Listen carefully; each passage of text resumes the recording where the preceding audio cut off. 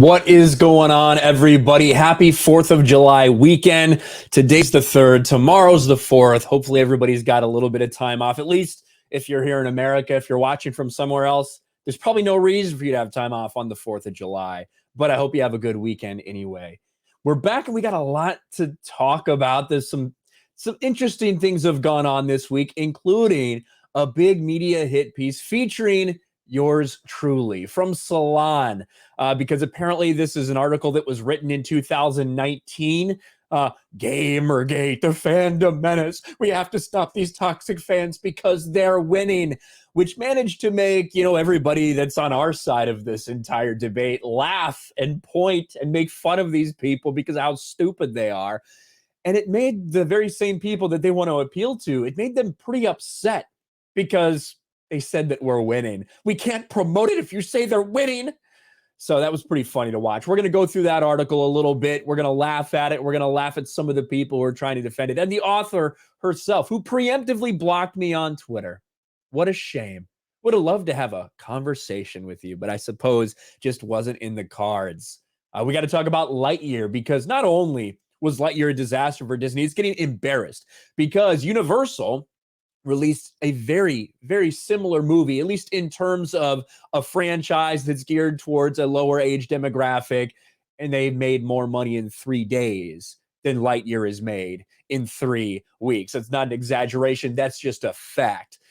There's a couple Ezra Miller updates. There's an Alec Baldwin update. There's a stupid Mark Ruffalo sighting we're going to cover.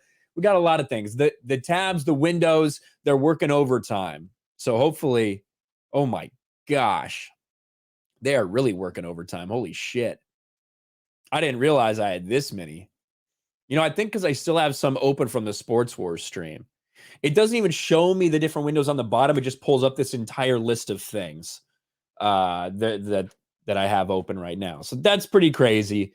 We got a lot of tabs. But let me say hi to everybody in the chat. Let's see. Zoom all the way back up here. Let's see who we got. The Common Nerd is here. Pinhead is here. Raptors 50 is here. Late and Reverend Jeremy Osteen, maybe. Craig Dunkoby is here. Force Ghost Canadian Bear is here. TD. Mo Monty, what's up, Mo? Joe Bob Tarheel. Rudy Bernius. Darren Policino. Low watermark. What? No breadsticks? Well, not for me. I see Tiffany Allen. What's up, Tiffany? Sapphire Blue. George Bonnie says hello from West Virginia. What's up, West Virginia? Alex McCarthy, who walked 400 feet in the walking machine during his rehab on Friday. Congrats, dude. You are fucking killing the rehab, Alex. You're going to be back home in no time. K-Dog is here. Ancient Mariner's here. DC Fan Productions. Radio is here. Everyone's saying nice shirt. Thank you very much. What did I wear last 4th of July? I think I wore a red, white, and blue, just like normal distressed flag shirt. I think that's what I wore last 4th of July. But yeah. Hello to everybody in the chat. Now, notice me. I notice you, Bluto. What's up, Bluto? Washington State over there. What's up? I see Lady Marine in the chat. What's up, Lady Marine? And of course, Steph and Benzo holding it down from the mods. Thank you, guys. I see Jens Jorgensen. My fellow vets, Semper Fi, says Rudy. Oh, where the fuck? I'm a little sick. I don't know why. I got sick. So this person right here has made so many accounts, so many fucking accounts, and they just spam a bunch of misspelled all capital letters. They do it in community posts. They do it everywhere. And it's like, man, you just spam the same shit over and over and over again. You're just going to get fucking banned, you stupid retard. Like, holy fuck. These people are dumb. And they're starting already. Hope I feel better. Yeah, me too. It's just like, It's just like a cold. It's not. It's not anything big. It's just a cold, but it sucks. What did the media do to you? They touched me. They touched me, Victor. They touched me, and I'm very upset about it. Now we're gonna talk about it because it's so laughable. This this article that we will get into a little bit. I haven't really delved too deep into this, right? I haven't really delved too deep into this, but this is an archived version of this Salon article. Let's all stop ignoring the fandom menace. It's real and it's winning. Attacks from the toxic side of Marvel and quote Star Wars fandoms are a feature, not a bug, and they serve a darker side. So that is the article that we're going to check out today, which is so fucking stupid. What's wrong with this world? I don't know. Oh, I mean a lot of things, but specifically, I suppose you have to tell me what exactly we're talking about. The fandom menace. Yeah, this thing is written in like 2019.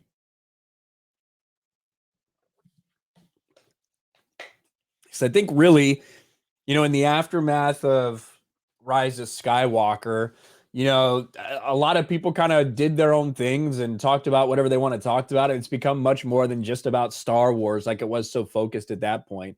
Now, a lot of people have spent their time talking about other things, whether it's Lord of the Rings or Marvel or DC or still Star Wars, whatever it may be. But the fact that the fandom menace is still this triggering to people is absolutely laughable.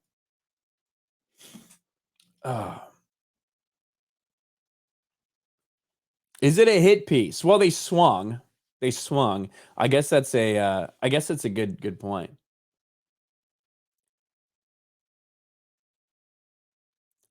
I see my man Chris Gore. That Salon article was such BS. A targeted attack for sure, and ignoring others because that breaks their narrative. I don't know why they didn't, talk about any diverse people in this fandom.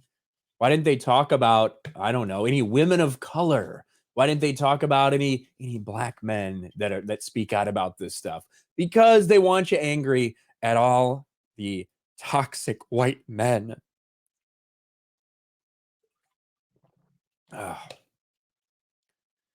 Chrissy Mayer promised to be drunk by 4 p.m. at the meetup on FNT. Well, I mean, we are going to be there for a while. So if she's not drunk by 4 p.m., she has failed. She has absolutely failed. Sci-fi is life. I like Jane Theory. I think a lot of people really like Jane Theory. Oh, 100%. Every time this happens, like same thing with the rewriting Ripley hit piece. Like what an absolute joke that ended up being pushed out and is still being talked about in this hit piece. I got to go to Melanie McFarlane's Twitter real quick. Melanie McFarlane still protected and it's blocked. So don't know what she's talking about. Don't know what she's been up to, unfortunately. She doesn't want to have a conversation with me. I didn't even say anything about her. I didn't tweet her. I didn't do anything. Jeremy should make Uche the leader of the fandom menace. Holy shit. I mean, the word fandom menace has like been used since like the early 2000s, talking about the reaction of the prequels and stuff. I heard it thrown around. Obviously, the hashtag that has been going around for a long time for us is different than that. It's a different reaction, but I don't really think it's very prevalently used right now, to be honest with you. I really don't think so.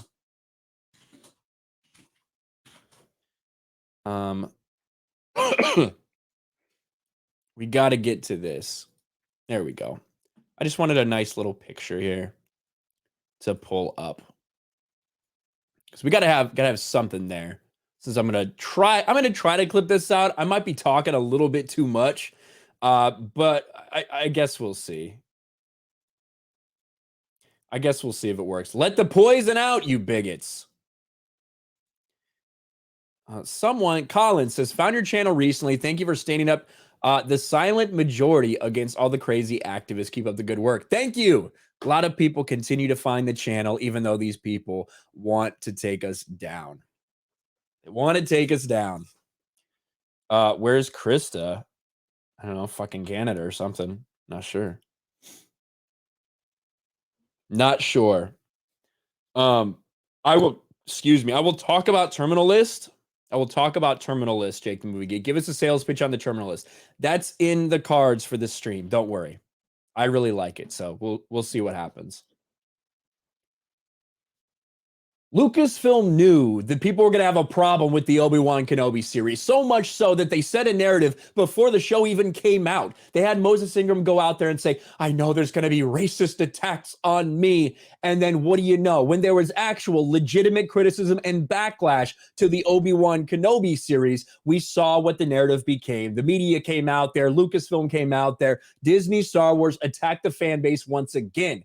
And this series split the fans, and so many people predicted it would. But I don't know if I thought the end result would be a hit piece from a mainstream media outlet that seems like it was written 3 or 4 years ago, attacking and naming me specifically. But that's exactly what we got from Salon. Now, I do have an archived version of this Salon article because I have no desire to give Salon clicks when they're trying to effectively get me deplatformed. But when you look at this article, you really can't help but laugh because when you go through this entire fluff thing, the things that they reference, things like rewriting Ripley, a group of individuals who were completely blown out of the water because their research made no sense at all. It was completely and totally debunked. But that's the type of things that this author, Melanie McFarlane, references in this Salon hit piece. It is a joke, and it just shows that these people are retarded. And the people that are praising this article, they're even more stupid than that. Let's all stop ignoring the fandom menace. It's real and it's winning. Attacks from the toxic side of Marvel and Star Wars fandom are a feature, not a bug, and they serve a darker side. And then you have a picture here of the actress who's playing Miss Marvel, and of course, Moses Ingram, the actress who played Reva in the Kenobi series. The first thing is talking about a joke that Stephen Colbert made back in 2013 about Miss Marvel. Since this rant was brought to us by the Colbert Report, the audience understood it to be a bit. Nearly a decade later, another group of self-important white guys, like I mentioned earlier in the stream, it's funny how this article only talks about white men. This article does not mention any of the females that are, part of this YouTube sphere. Doesn't mention any of the black men that are a part of this YouTube sphere that are speaking out about the same exact things. No, it's only targeting the white men that don't like what they say. Isn't that interesting? Are railing against Kamala Khan's right to exist in the Marvel universe. The difference is they're not joking, even if some of them insist that they are. So even if some people say I'm joking, they're not. What a mind reader Melanie McFarlane is. And should we go and see what Melanie McFarlane's Twitter's looking like? Oh, I can't because she blocked me. Preemptively, she blocked me. She's gone completely protected on Twitter, apparently, even though I didn't say anything to her, even though I had no intention of saying anything to her. She goes out of her way. When she released this, I was not blocked. But then 12 hours goes by and she mysteriously blocks me, even though I had no interaction with her, didn't talk about her at all. What a fucking pussy. Gutless people these SJWs are. The actors are as varied as their motivations, you see. Well, you just said it's a bunch of white guys, so obviously we're not very varied, are we? Some engage in review bombing, as they did to Disney Plus's Miss Marvel hours after its debut, because it's an easy way to kick what they see as the SJW hornet's nest. Others camp out in Facebook groups. Who is using, listen, I actually might start a Facebook page because apparently there is a group of people out there that are still on Facebook. I never use Facebook, but maybe because you've told me there's so many people out there, maybe I'll make a Facebook group just for you, Melanie. I'll get big on Facebook just for you, just to piss you off.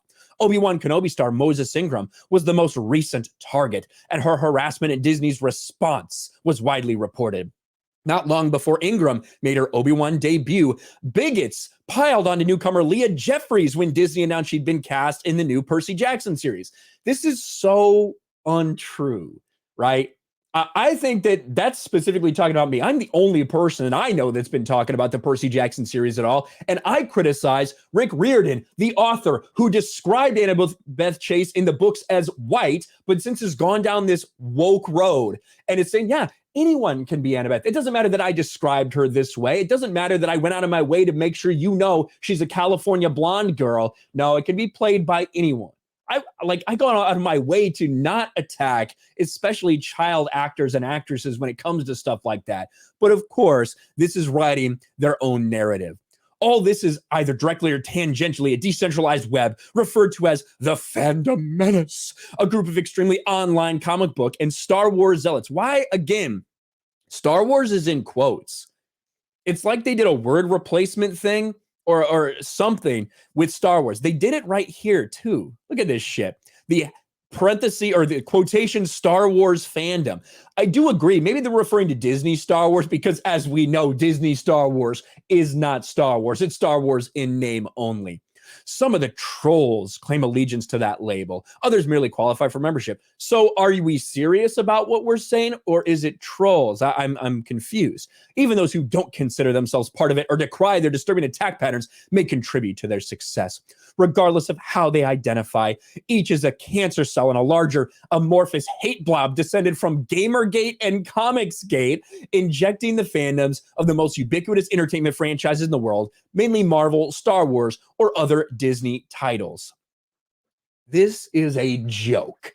The fact that we are still talking about Gamergate, something that happened nearly a decade ago, and it's all you obsess about because you tried to weaponize that and it didn't work. You failed. It was part of the beginning of this kind of legacy media, this online media stuff that this person is taking part of. It's part of why that like establishment online media has been failing. It's why YouTubers are growing in popularity because of the authenticism, because you can come here and know that what I'm saying is exactly what I fucking mean. These people might try to read more into it than is actually there, but that's why places like Salon, garbage outlets like this, it's why they're failing.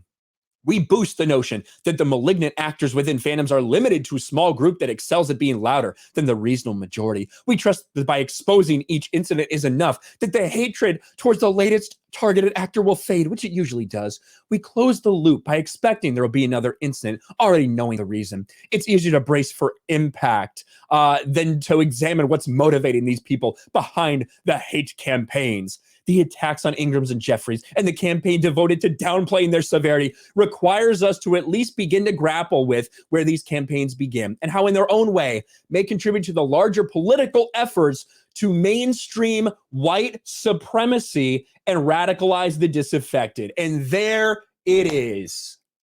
This is the first part where she openly states in the article that she thinks that myself and others named here are white supremacists because that is all they can think. If you disagree with us about a movie, you're racist. If you disagree with us about a character, you're a homophobe. You're a bigot. You're an ist. You're a phobe. Now, just flat out saying white supremacy. These people are disgusting. Geekdom went mainstream decades ago, but it's so commonly viewed through the filter of adolescent harmlessness. This is useful for the purposes of Facebook groups such as Christians Against Miss Marvel. Holy fuck, how much of a crossover do you think between people that are, watching some of my videos about Disney Star Wars and a boomer tier Facebook group called Christians Against Miss Marvel? You really didn't do your research, did you?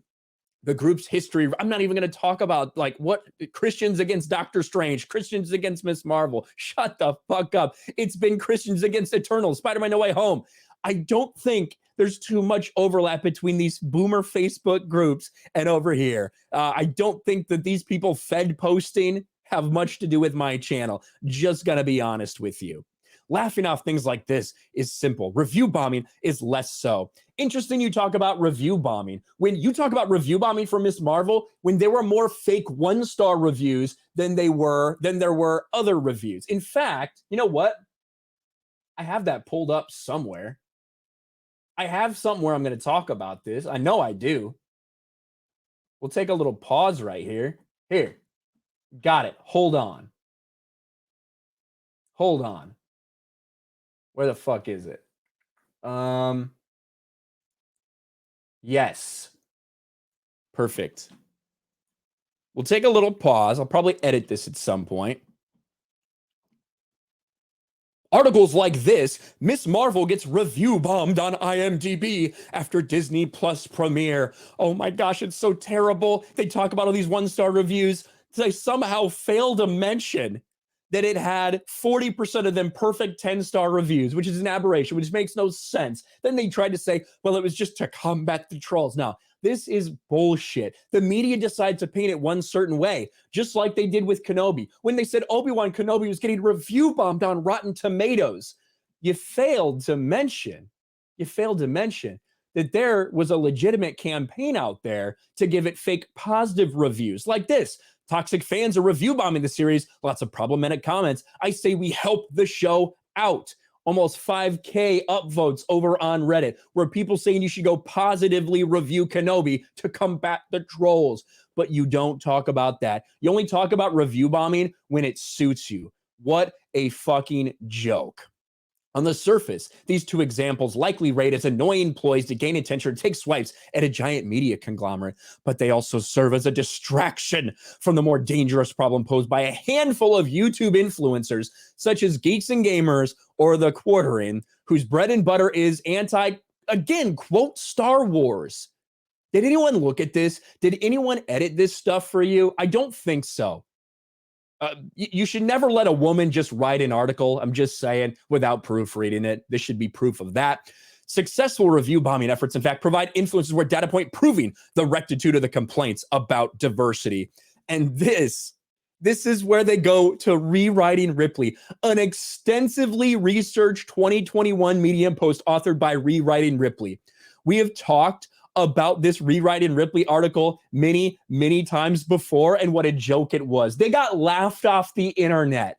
These people were supposed to do a bunch more podcasts. They got laughed off the internet because the data they collected, the stories they ran with, the parts of this article in this 71-minute article right here, a 71-minute read, were full of disingenuous garbage, so much so that these people disappeared off the face of the internet. That's how bad it was. That's what this is sourcing. Not a surprise. Everyone should read it to gain a greater understanding of how these figures profit off racism and misogyny in hidden ways that aren't obvious, but are not well hidden either.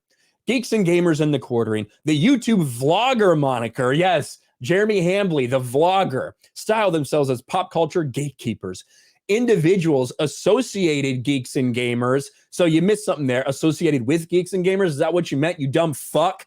Including its founder, Jeremy Griggs, and contributor, Ryan Kinel. Put my name in there. Please get my name in more articles like this so I can monetize, you stupid fucks. Also leveraging their brands as gateways to alt-right ideology. This has to be written in 2019. You just forgot to hit publish. Fandom menace, Gamergate, alt-right. What even is the alt-right anymore? Does anyone have any idea? Can anyone tell me of 5 individuals that are actually associated with the alt-right right now? Holy fuck, you people are dumb. This is talking about Jeremy's personal channel. That video is titled, "The Media is the Enemy of the People." You people are the enemy of the people. A favorite phrase of the 45th president. You can't even say the word Trump. That has a history of being invoked by Joseph Stalin, as well as the Nazis in Germany during the First World War.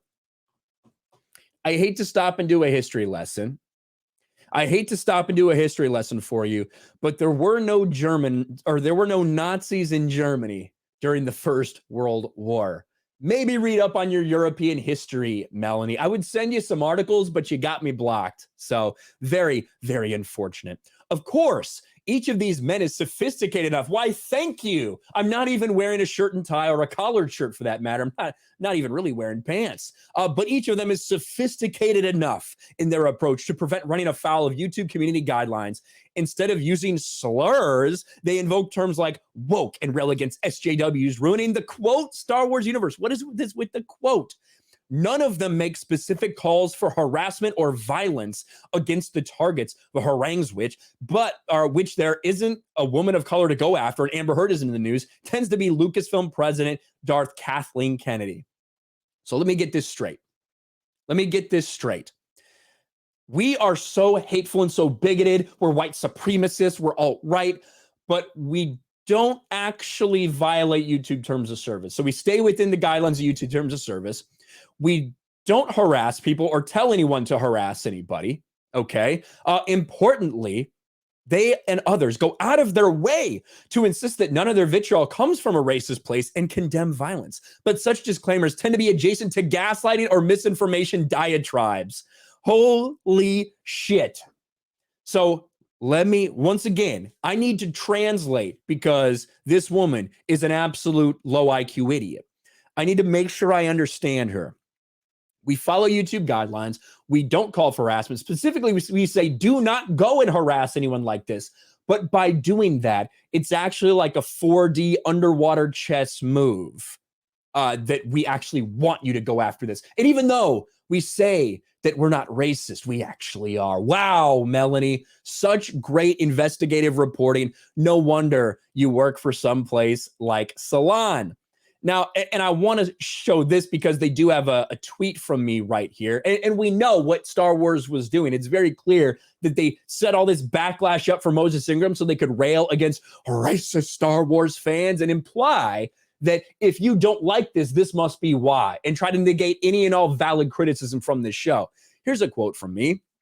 We know Reva got a lot of backlash for her acting, for her spot in the story, for her importance, for everything she knew, for the continuity, a lot of different things. Kinel spews in a reaction video. I like that. I like that descriptor of me. Lucasfilm wants to paint anyone that didn't like this character as a racist because they continue to attack fans. And then they try to talk about how much money we make. I wish that I got $18 per 1,000 ad views. That would be incredible. But anyway, you begin to understand why a few of these men, and mainly it's men, make it their job to pump out multiple videos a day. They get into talking about great replacement theory. They talk more about Gamergate. Look at how this is so stupid. This is so dumb. But again, it's from Salon, the same website that promoted pro-pedo material not that long ago. I don't think people have forgotten about that. But it was so funny to see them get destroyed and wrecked in real time. This article is a joke, but ironically, it pissed off the very people it was supposed to appeal to because they rightly said that we're winning. We are. We are winning. We are winning this fight against Disney and waking people up. Is the fight anywhere close to over? Absolutely not. Has the tide turned? Absolutely not. But we are gaining ground each and every day. More people are waking up.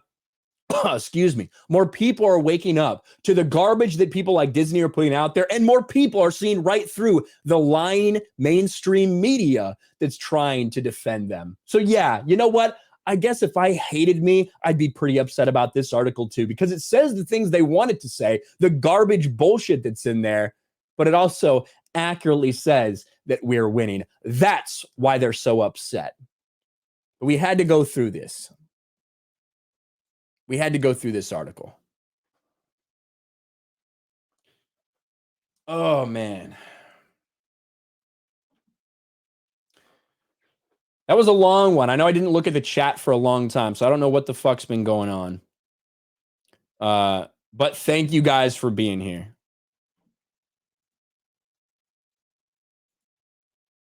I appreciate you all. So let me get a drink, because that was... I went for a while there.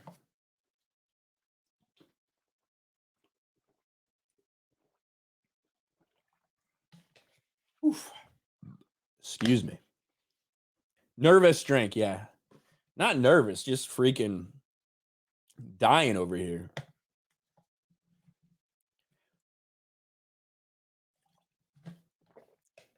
Hey, I honestly would not have been... I wouldn't have gone so hard. I would not have gone so hard on this chick if she hadn't blocked me. Like, come on, dude.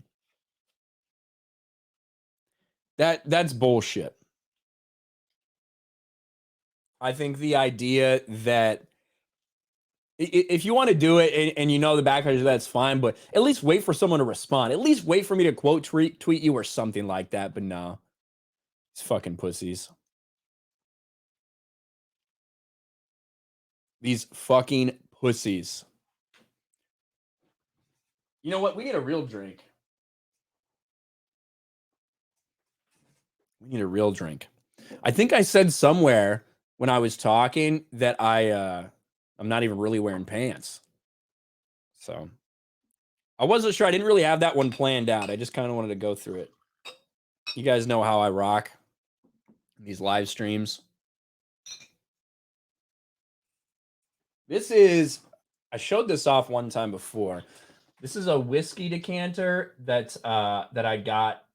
Someone got me like a custom one. It's RK Outpost, 100K subs. So I thought it would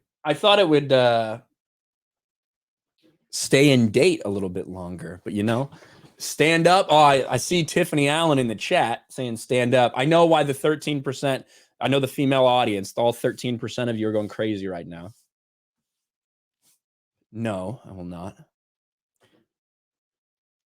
Pants are overrated. Kim Jong-un. Kim Jong-un. All right, let me get some of these. Oh, and I just saw, hold on. I just saw from Low Watermark 20 gift subs. 20 fucking gift subs from the man Low Watermark. That is huge. So I don't know if you actually have to like accept those or what exactly you do with that. I've never received a gift sub before. I don't know if it automatically goes to you or what you have to do, but thank you, Low Watermark. 20 gift subs is huge. And you know, that way, you know, maybe some people will stick around and stay a member or whatever. So that's fucking so cool. Thank you so much, dude. Big dono from Low Watermark. Richard Curtis for $5. Stole this joke from a friend. What were Michael Jackson's pronouns? Hee hee. Thank you. Thank you, Richard Curtis. That's a good one. Michael Rucka, member for 7 months. I'm very happy to see how good you and the rest of FNTG are doing. Keep going. Also, hail Chris Gore. What a great guy. You know, Chris is doing a, you have to allow the membership gifts. What does that mean, Nessie? I mean, I have to, or like other people do. I mean, I saw the gift on there.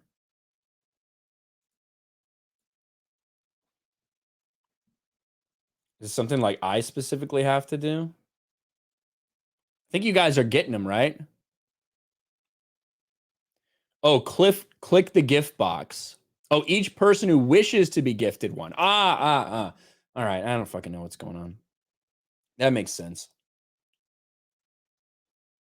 There we go. And anyway, I got distracted. Chris is doing a Star Wars series where he's essentially putting Disney Star Wars on trial. He's putting Lucasfilm on trial.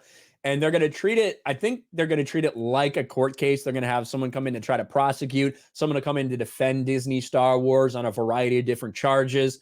I'm going to be involved in that in some way. I don't know exactly how yet, but 100% I will. So that's going to be cool. Jake, the movie geek for 2, give us a sales pitch on the terminal list. All right.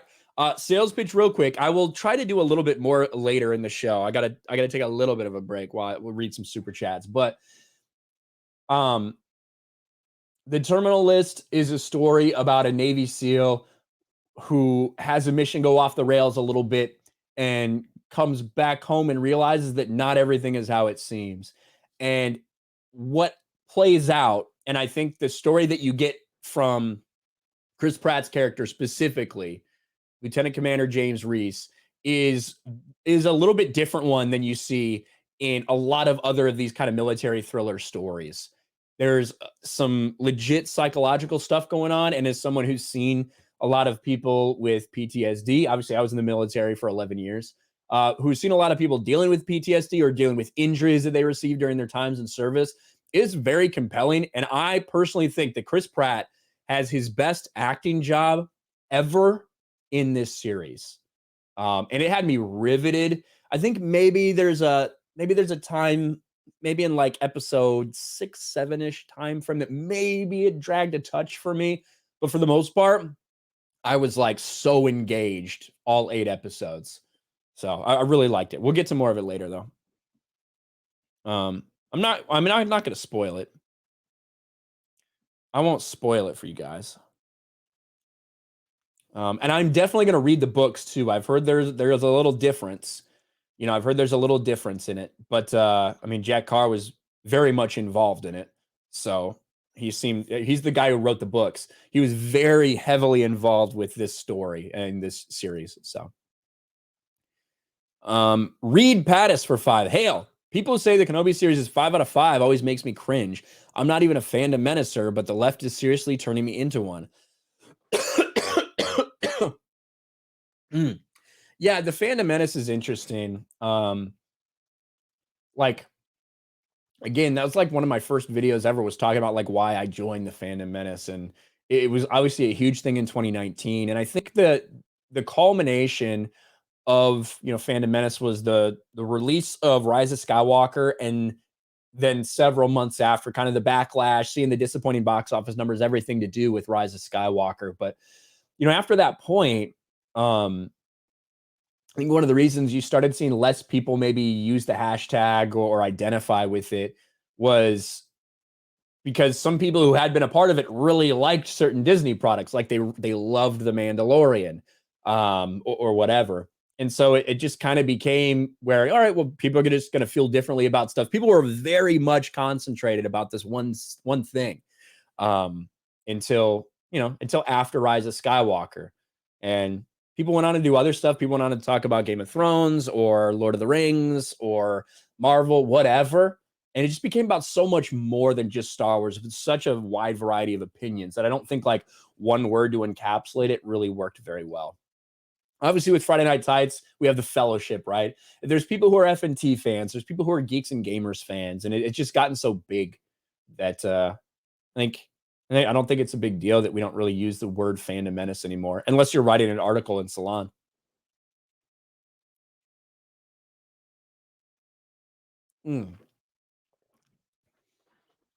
Respect to you for your service in the military, Ryan, from the UK. Hey, I really appreciate that, Road Warrior. I did 11 years. I learned a lot, but I'm glad I'm out. I'm very glad I'm out now. So I can say whatever the fuck I want about Joe Biden or any politician, anyone else. You know, speaking of that, while we take a little time, while we take a little time for me to kind of chill out and read some super chats here, I wanted to talk about this. 4th of July weekend, or whenever 4th of July falls, whether it's on a Wednesday, Thursday, whatever. Of course, we have 4th of July weekend this year. I always end up thinking a lot about this country, about how I feel about it, how other people feel about it, what the perception of the United States as a whole. And I think both from inside the United States and out, a lot of people think there's some problems going on, especially from a leadership standpoint.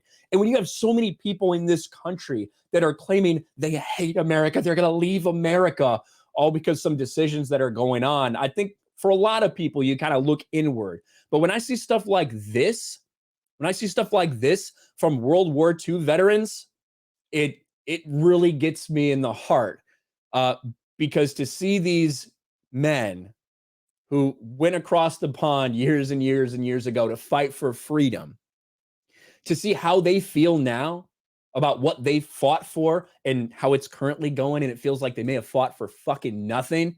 It gets me, man. And this is a 100-year-old World War II vet cries, says America today, not what they died for. And we're going to listen to a little bit of this from this man right here. And people don't realize what they have. They bitch about it. They do. And then nowadays, I am so upset that the things we did and the things we fought for and the boys that died for it, it's all gone down the drain. Our country's gone to hell in a handbasket. We haven't got the country we had when I was raised. Not at all. Nobody will have the fun I had. Nobody will have the opportunity I had. It's just not the same. That's not what I wanted. That's not what they died for. I just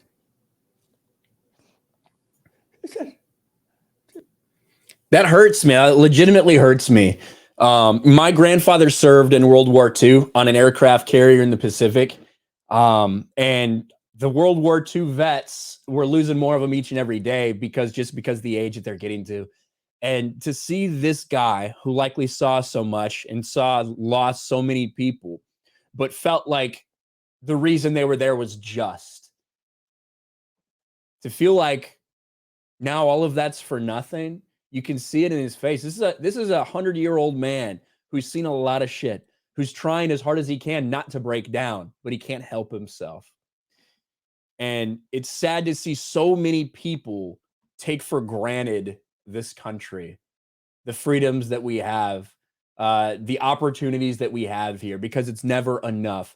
Whether because people are lazy, whether it's because they truly are genuinely hateful to someone who doesn't share the same opinion as them, it's pathetic and it's disgusting. When I see stuff like that, I can't help but feel the same way. Like, what is going on and what's it going to take to get this country back on the right track so that people like that don't feel like everything that they lost, everything that they gave up was for nothing. So that's one of the things I'm thinking about this 4th of July weekend. You know who really loves the vets is Chris Pratt. I will say that.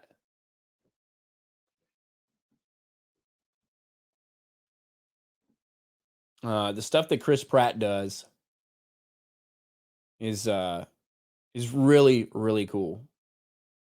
So shout out to him.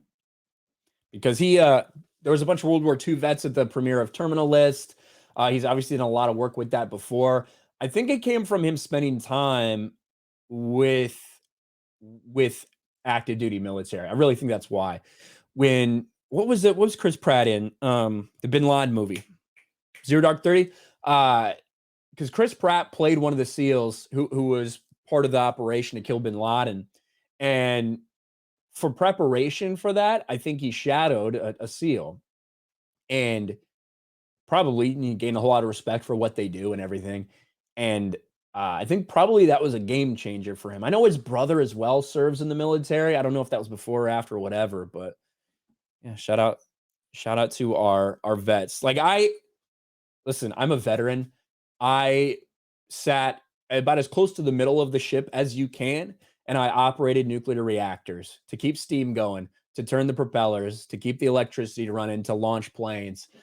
Obviously, that's a very important job. Required a lot of fucking training and a lot of hard work and dedication to my craft, and a lot of education to figure all of that out.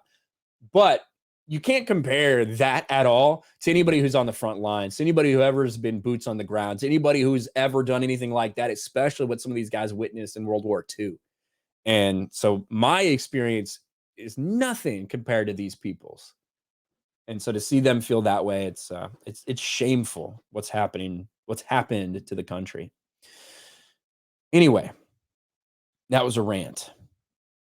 Effin Dave for $5. Hey, bro, I binged the Terminal List last night based on your recommendation. Good Lord, that show had me hooked the entire way through. I really think that by the time you've watched the first episode, you're hooked. I think the way that ends, you're like, holy shit, what's going on? The fuck is going on with my watch? There we go. Richard Curtis for 30 pounds. Saw a picture on Twitter of a huge truck belching black smoke into the atmosphere with a license plate, Greta. Tagged Jeremy and asked if it was his. Don't think he knew I meant it as a compliment. SJW tears heal the world. That's pretty fucking funny.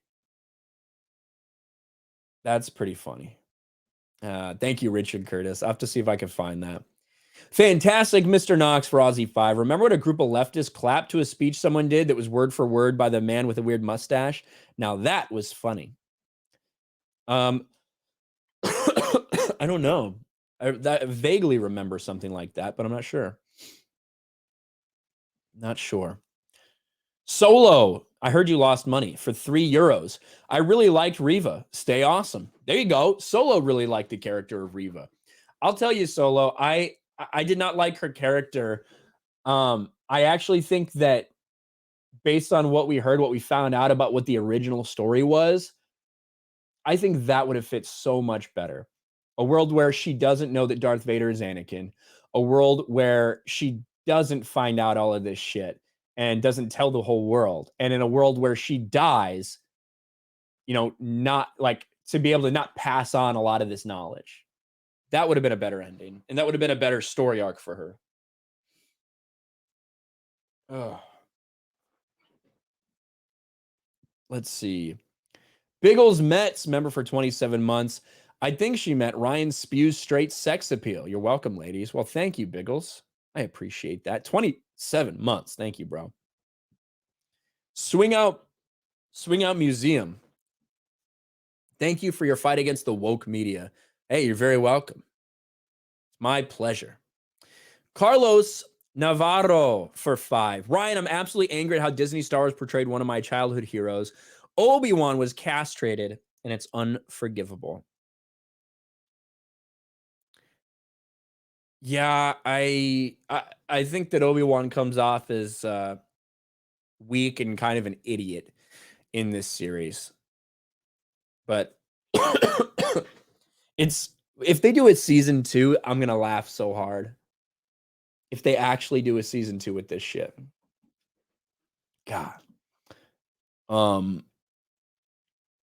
CJ for 5. You're no longer raging, Ryan. You're sophisticated, Ryan. Your haters give you more credit than your followers, apparently.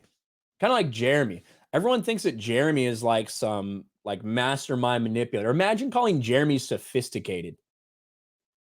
The fuck? You seen that man's fucking boots or his jeans? They're called Jeremy Griggs, sophisticated. That's how you know that the people that wrote that article and the people that like that article and think it's well written are fucking retarded. Fucking retarded. Is anyone going to call Jeremy Hambly? Is he sophisticated? Last I heard, he pees in his basement. That was the critique, right? Jeremy Hambly pees in his basement. Now we're sophisticated enough. We're sophisticated enough that we can have our fans do this thing, even though we tell them not to. What a fucking joke. Mufasta Saad. Oh, no, Mustafa Saad for 17 says, have you seen the Tom Hanks movie, The Terminal? Does he get stranded there? Or does he live in there or something? I don't know. I think I've seen parts of it. I don't think I've seen the whole movie.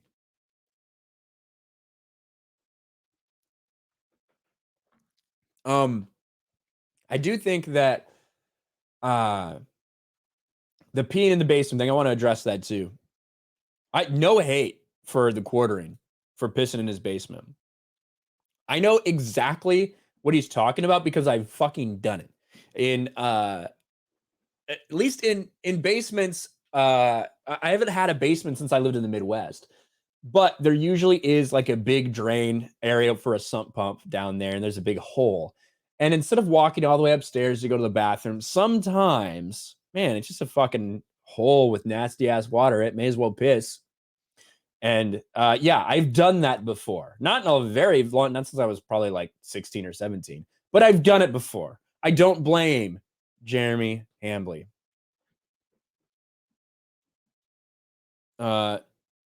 Exactly. It's the same drain that goes to the toilet, 100%. That's what it is. Swing Out Museum, thank you for your service. My pleasure, my friend. Michael Rucco for 5. Will this Star Wars trial be on Film Threat? It sounds very cool. Hope Nick Rekieta will be involved in some way. I hope Nick Rekieta is involved, but I hope he's not. I hope that he's not defending while I have to prosecute. That's the thing I hope, because then I'll be fucked. Where am I? Paul Maloney for 5. Thank you for your service, and watching that veteran is heartbreaking. It really is. It really is. JW Goji fan for 20. That hurt me. My great-grandfather was in Pearl Harbor when the Japanese bombed it. I could only imagine the things he saw and did. He would have cried too. I think a lot of people would. think a lot of people would. Thank you, JW. Big Raj, thumbs up, super sticker. Thank you, Big Raj. JT Gunn, late night with Cap for 5. We're losing what the greatest generation provided for us. Thanks to you and them for your service. You're very welcome, JT, my man. G-Man for 5. The World War II vet doesn't know anything about wokeness. He was talking about interracial couples. Jesus Christ. Thank you, G-Man. Aiken for $8. Aussie here. Happy 4th. Thanks for your service watching our backs. They should use social media to conscript the woke. That would clean some things up. That would be a good idea, actually. It'd probably be a good idea. Radio for $10. Cheers for sharing that video. It puts much into perspective. We're currently in a culture war, and I'm thankful for people like you, Gina, Jeremy, Ripa, and everyone putting up a fight. Hashtag we will win. Thank you, Radio. Appreciate you. Thanks. Yeah, I think we will too. I really do think we will. And I don't know if I thought that a couple weeks ago or a couple years ago. I don't mean weeks, but now, yeah. Dude, if someone's ever served you pee where 100%. But that's more of like a out of necessity thing, as opposed to if you pee in the basement of your house, it's because you're too lazy to walk upstairs, right? Which, yeah, I mean, that's why. That's why.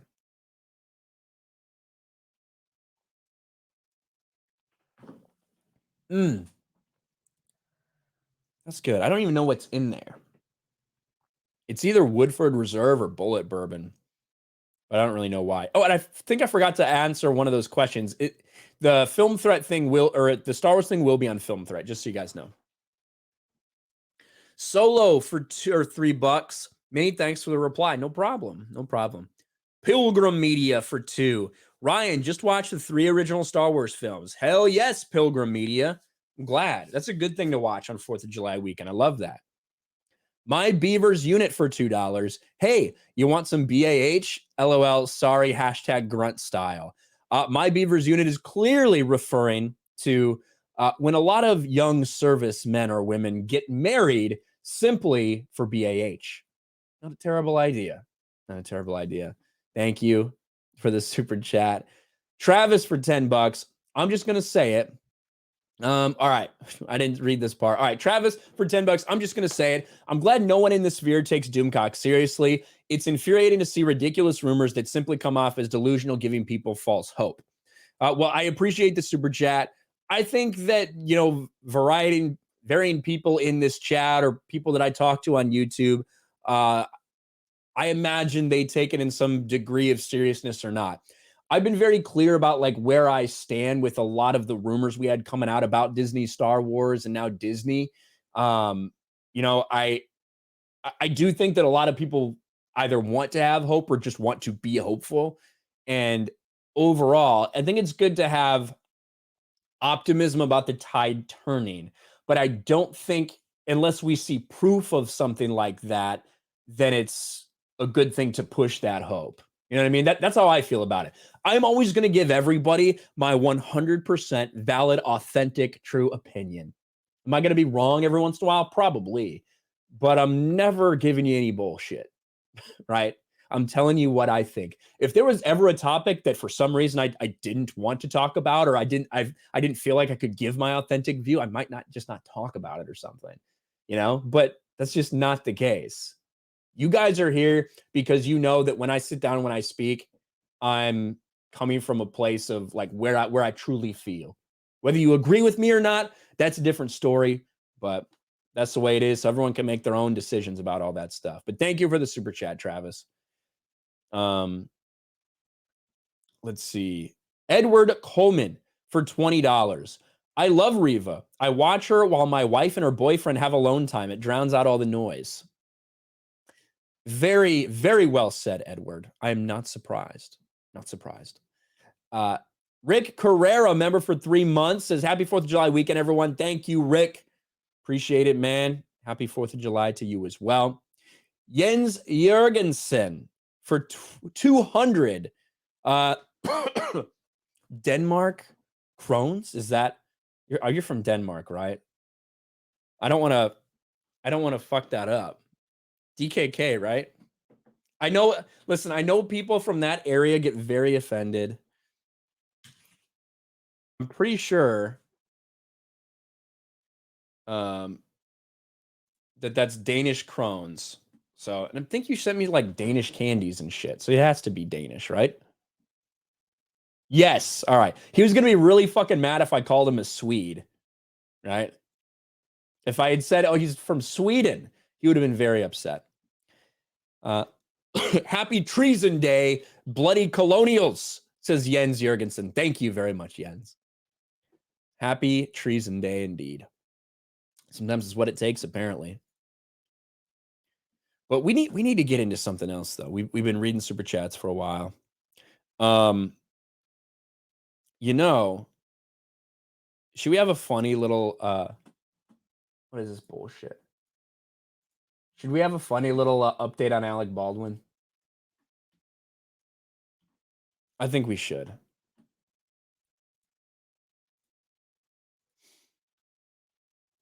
I think we can do a little update on the man, Alec Baldwin. In some legal trouble. You know, he still has a protected Twitter account after months and months and months for some reason. I'm not sure why. It's got a really funny message from Jay. He's at the Denver thing. Holy shit, that's funny. All right. Can't distract me. Can't distract me from this. Alec Baldwin, after what happened in October on the set of Rust, where he shot and killed a woman, Helena Hutchins, the cinematographer, after it was determined that someone had made a mistake. Someone had put a live bullet into the gun that Alec Baldwin was holding. So many people made mistakes along the way, including the assistant director, including the armor, and including Alec Baldwin himself. And he's tried to stay low a little bit, even though he's now very much committed to finishing that movie and trying to use the proceeds. He says he wants to give them to the family of Helena Hutchins. Who knows what he's actually going to do with the money? But now Alec Baldwin is once again in the news for threatening someone. Yes, you heard that right. You'd think that Alec Baldwin would maybe try to be a little bit careful, considering he's still undergoing an investigation for the death of Helena Hutchins, but no. Alec Baldwin caught threatening a man on Twitter. Actor Alec Baldwin made what many consider to be a threat to a Twitter user after he tweeted about the shooting death of cinematographer Helena Hutchins on the set of his movie Rust. It happened after the actor tweeted about testimony during the Jan 6 committee hearings. Trump tried to choke a Secret Service agent. I mean, what more do you need? The actor said. Well, as anyone who listened to that, they know that testimony is full of shit, immediately got debunked. Not a surprise that an idiot like Alec Baldwin believed it. But there was a response. I can't see this because, again, Alec Baldwin is protected, still protected. Better than shooting your cinematographer. Well, Alec Baldwin would not take that lightly. Alec Baldwin had to respond. How did he respond? When I'm eventually not charged with any crime, I'll come find you so you can apologize. I'll find you, Mike. What a fucking lunatic. And also, just for the record, he did shoot Helena Hutchins. Even he admits that he shot her. That's not in question at all. What's in question is whether it was negligent enough or any intent or anything like that. Those are all the things that are in question right now and that are being investigated. You did shoot her. Like, why? That's not an untrue statement. That is a factual statement. You shot Helena Hutchins. Whether you intended her to or not, whether it was a mistake or not, all that stuff's being investigated. But this, what a ludicrous thing to tell someone for rightly just taking a dig at you. Yikes. Alec Baldwin is a psychopath, says Dana Loesch. Alec Baldwin vows to find man who tweeted about Rust shooting. Don't get on Alec Baldwin's bad side, or he might hire you to work on one of his sets. Come find me too, Alec Baldwin, you unhinged fucking psychopath. Now, he has since deleted that tweet, probably because he realized how bad it looked. Alec Baldwin is someone who's gotten fights with photographers. He charged at a man with an umbrella from the New York Post who was on the sidewalk in the aftermath of the Lena Hutchins thing. He has these fly off the handle moments where he loses his temper and gets angry. This man cannot control himself. One of the reasons that so many people don't like working with him, one of the reasons that so many people were quick to come after him when all of this had happened. He's very quick to talk about everyone else and to spread lies about everyone else, just like he did with Donald Trump here. But when someone comes with a factual statement about what happened with him, he loses it. He flies off the handle, and he issues a threatening statement to them, which he eventually has to delete. Alec Baldwin can't stay out of trouble. What a fucking loser.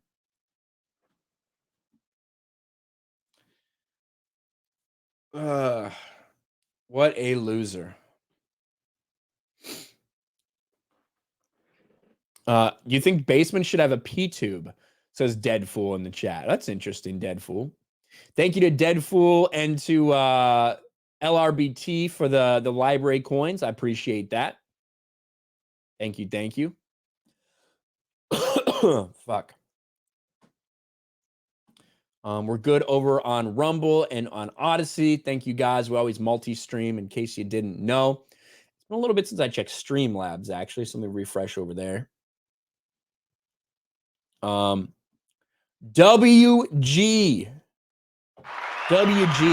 for $100 donor. Thank you, WG. Says, happy Independence Day, you magnificent bastard. All the best. I will drink to that. Of course, I'll $100 super chat, my friend. Thank you very much. Man,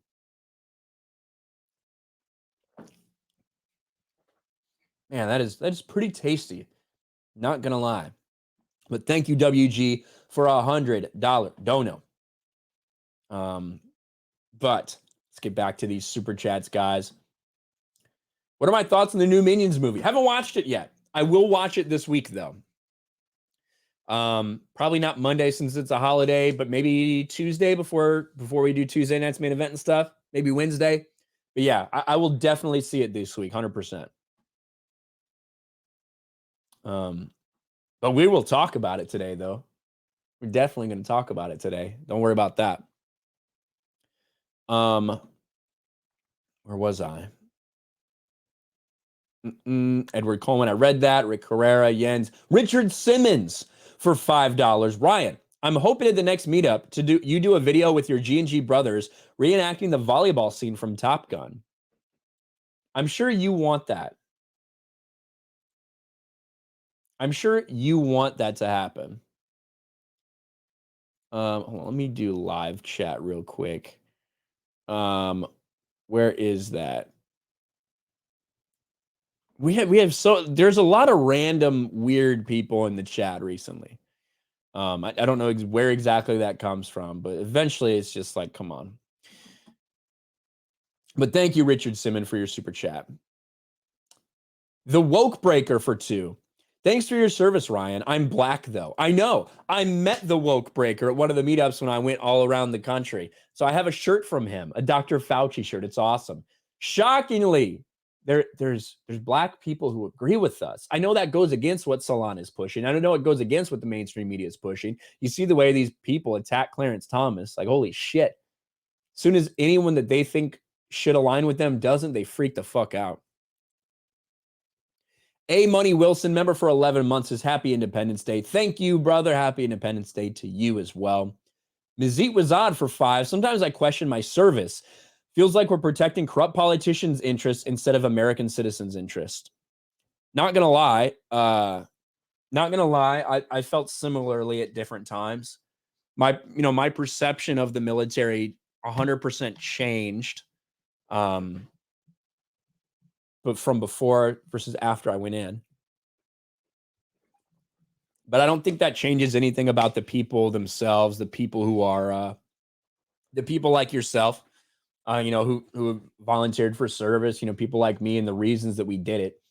But yeah, you're 100% right. The government is very flawed. And sometimes the fact that we have politicians that are controlling the military and the point gets lost that there is evil in this world, and sometimes you need to fucking do something about it. Sometimes you just need to put warheads on foreheads. A lot of times, it feels like it's being done not to the people who truly we should be doing it to, but the people who it's either convenient to do so to or serves a specific interest in the world. And that is a frustrating part of being in the military. There's no doubt. Fantastic, Mr. Knox for Aussie 5. People like Ethan Klein point out the quartering for peeing in the basement. Pretty sure Ethan wears adult diapers. I do. I do think that's true. Very much so. Chris Coran for 5. Fabulous getting to watch the real 6 Star Wars movies on my birthday until Taco Bell forgets my Doritos tacos. Fucking told you, bro. Taco Bell will get you. Taco Bell will get you eventually. Don Howe for 5. As I replied to a friend on Twitter, doesn't he have better stuff to do like avoid jail time? He's doing his best, Don. He's really doing his best right now, okay? He's trying. Sandy Q for $10. Just got back from visiting the national parks across New Mexico and Arizona. Truly awesome. Bless the USA and all its beauty and all those who serve. Thanks, Ryan. Thank you, Sandy. That's very nice. I'm glad you got to have a good experience. Gallivanting across different national and state parks. Sounds fun. I am not the biggest fan of that area. It all starts to look the same, like the Arizona, New Mexico drive. But I'm glad you had a good time there. Hope you enjoyed it. This does seem like a very good time. Prequels books, good or not? It depends what you mean by prequels books. Prequel novelizations, absolutely. Prequels timeline books, hit or miss. But mostly good. Mostly good. I want to take a moment and thank one of the partners for this channel, Meta PCs. Now, I know you guys have probably seen Meta PCs around. They're pretty active on social media. Speaking of veterans, a lot of former military guys, including the founder, prior military when it comes to Meta PCs. One of the reasons I like those guys. And the PC that they gave me not that long ago has been fucking phenomenal. I've been so busy, I haven't had a chance to actually game on it, but I can tell you, I've been putting it through its paces. There's no doubt about that. So if you or anybody you know is in the market for a new PC, whether you want it to do the craziest shit it possibly could from a gaming standpoint, from an editing standpoint, whatever it may be, whether you want to custom build it yourself, or whether you just want to go with a more budget-friendly kind of pre-built PC, I would highly recommend checking these guys out, at least giving them a look and seeing if they have what's for you. And if you do, use the code RK Outpost. You can get a little bit of a discount. But I want to definitely give a big shout out to the boys over at Meta PCs. They're fucking awesome. And if you need a link to that, you can check in the description. It's right there. I think it's the first thing in the description of this video is my link to Meta PCs. So check them out. Dark Side Droids for $10. Thank you very much, Dark Side Droids. Doesn't say anything, but I appreciate it. Monopoly Loser for $5. Hail and happy 4th, Ryan. Happy 4th of July weekend to everybody. Facebook sells PCs. It's funny. These are the guys. Hold on.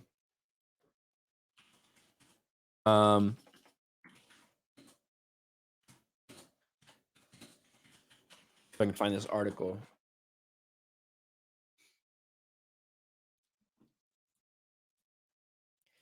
These are the guys who sued Facebook when they rebranded to Meta over trademark infringement. So if you've heard of Meta PCs before, maybe you've seen them on social media, maybe you heard them in a quartering video, or maybe you remember this. And I fucking love this meme, dude. Fucking Zuckerberg holding a PC. It's great. It's great. If I tweet at you like an adult, you would respond like an adult. What does that mean? You talking to me? Depends. It probably depends on what you said, if you're talking to me.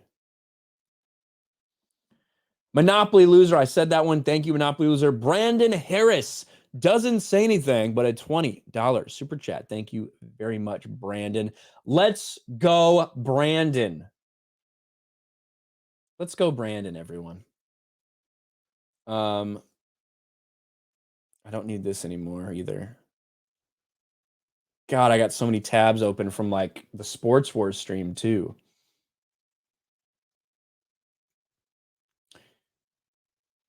We may as well just get it right to it. Everyone's asking about Lightyear. Everybody wants to know about Lightyear in the chat. We'll talk about it. Chris Evans.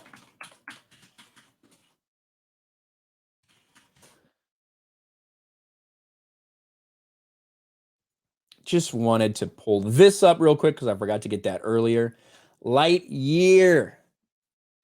Lightyear.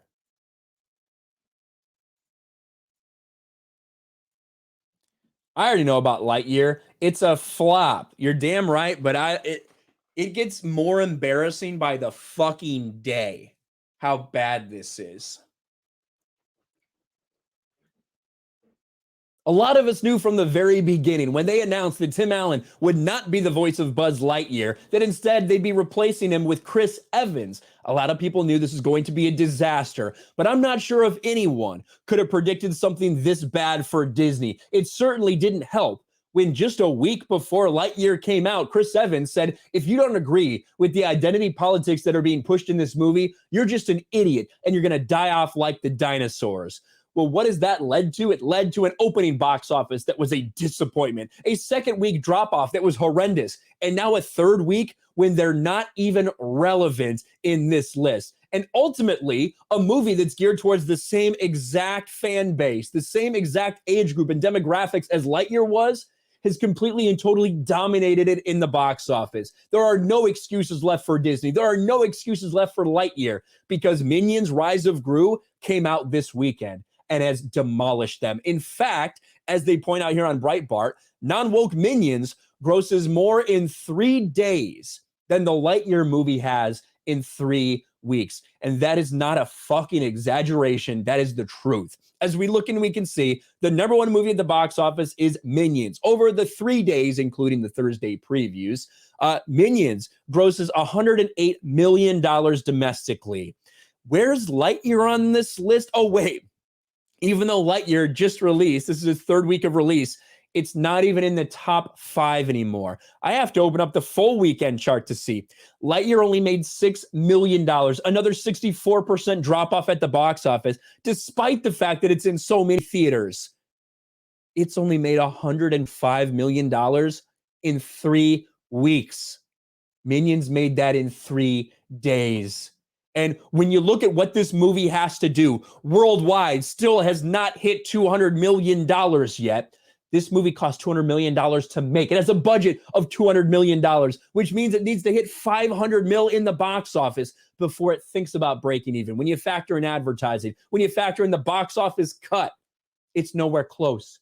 Disney might lose over $200 million from this absolute flop. And it's completely the opposite for the Minions movie. It's already over $200 million worldwide, both domestically and internationally. It's absolutely dominating. It's expected on the 4th of July to make another $20 million. I'm sure that might be adjusted at some point, but it doesn't get worse. If you're working at Disney, if you worked on this project, if you're Chris Evans, if you're any of the people that were associated with the decisions in this film, they got bullied into including a same-sex relationship by activists within Disney. And then, even though they cut a same-sex kiss after the Don't Say Gay bill, which is really the parental rights and education bill, they got bullied once again by LGBTQ activists within their own ranks to insert it back into the movie to appease people. Well, are those people happy? I hope they are, because it certainly didn't work out well for them. Parents, families, they don't want to support Disney with this crap. They don't want to support a company that despises them, especially when you have the lead actor coming out and saying shit like this. Disney, you get what you fucking deserve. We have been telling you this. We have been warning you. If you continue to pander to this fan base, it will not work out well for you. Get woke, go broke. that certainly seems to be what's happening with Lightyear. Mm. Mm-mm-mm. This is so bad, dude. I can't imagine, like, losing 200 million on this. Holy fuck.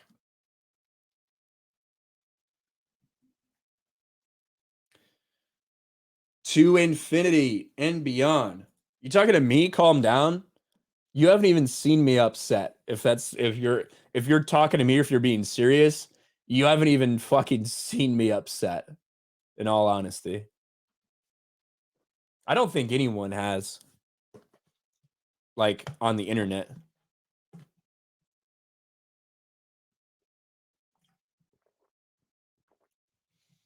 I don't think I've ever actually got, like, legitimately angry on the internet. This is just baseline, to be honest. Daddy, chill. That's right. Thank you, Fat Elvis. Fat Elvis. Fat Elvis. More like Hulk, baby. Maybe. LeCaren James. See Ryan and Jeremy go at it in Sports Wars. It's Grat. I think it means great. Thank you. I mean, I know LeBron James can't spell because he can't fucking read, so maybe you're just staying in character. Thank you, LeCaren James. Actually, that's true. Saratano, I did get pretty mad, but I will say I was still pretty censored because I couldn't say the things I would normally like to say. I was pretty fucking mad, though. You're not wrong. You're not wrong. Army Men Life. Recently found your channel less than a month ago. Loving it. Thank you. Thank you very much. Appreciate it, Army Men Life. Thanks for being here. I feel like I need to sneeze. God dang it. Fuck. I need to sneeze so badly and I can't. It makes me really angry. Hulk smash. All right. Let's see if we can get back to some of these super chats. Kelly Johnson for 2. Ryan, who will be the big bad in the new Jon Snow spinoff? I have no fucking idea, to be honest.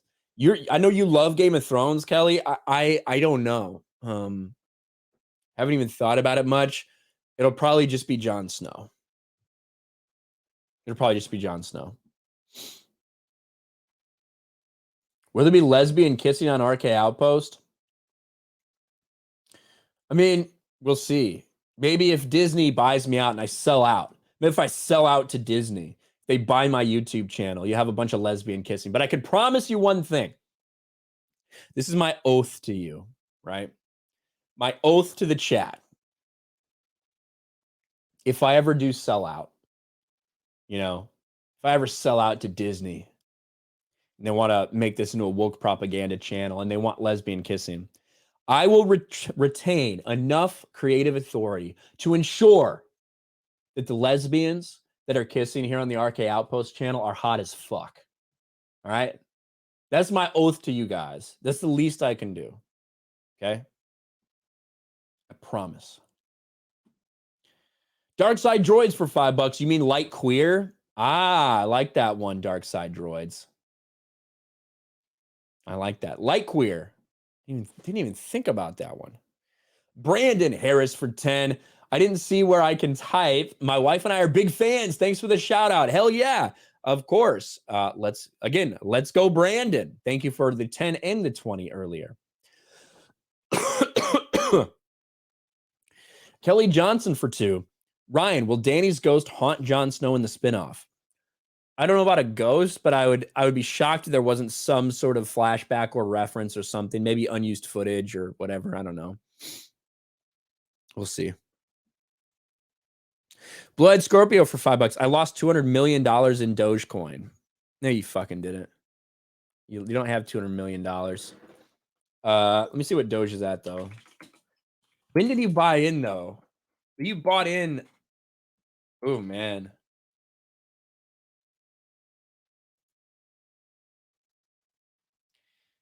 Yeah, it's pretty rough, dude.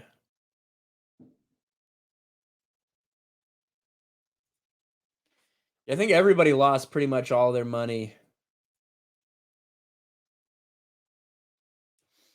on Doge. God, it's pretty fucking rough out there right now. I mean, I think I still am making money on it, but whatever. You'll be okay. If you have $200 million, you'll be all right. Fantastic, Mr. Knox for Aussie 5. Lightyear to infinity and in the bin. Also, happy 4th. Happy 4th of July to you and everyone else in America. Thank you, fantastic, Mr. Knox. Let's see. Ben Affleck's double chin for 2. Where's Durant going this year? Are you friends with TYT Sports? Is TYT like the Young Turks? I definitely wouldn't be friends with them. They hate me over there.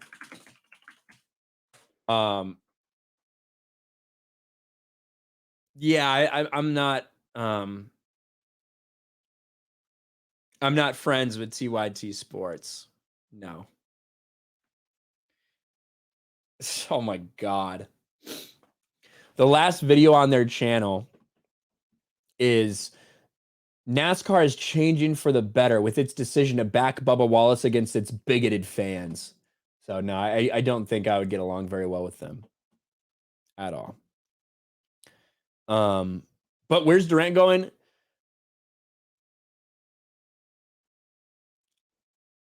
I feel like there's going to be a 3-way trade between the Utah Jazz and the Phoenix Suns and the Brooklyn Nets. That's what I think. I think he's going to Phoenix.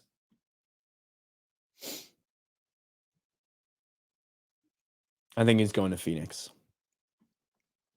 Chef Easy does it for 20. Hey, Ryan, happy 4th of July, and thank you for your service. I shot you an email. If you get a chance, check it out. Let me know what you think. Enjoy the holiday. Let me, hey, there you go. I see it. I will make sure I check that out at some point tonight or early tomorrow. So thank you very, very much. Chef Easy does it. Thank you for the 20, and I will make sure to check out your email later.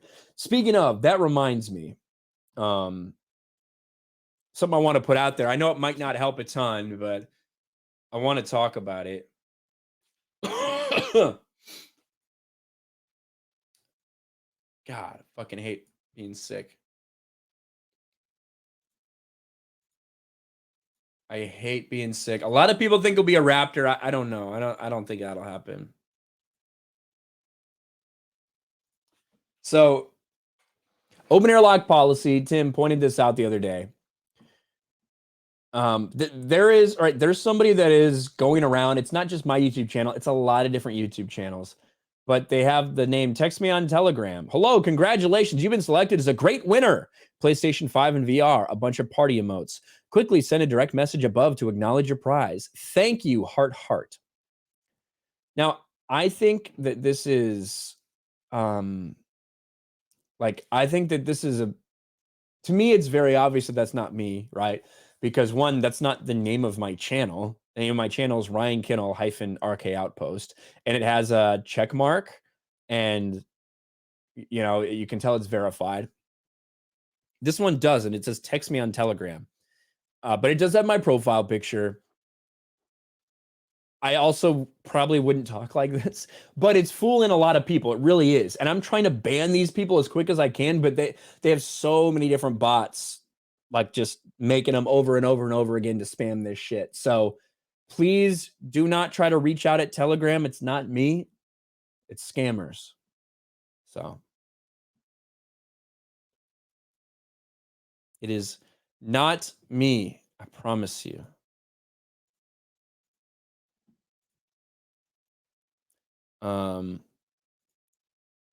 Let's see.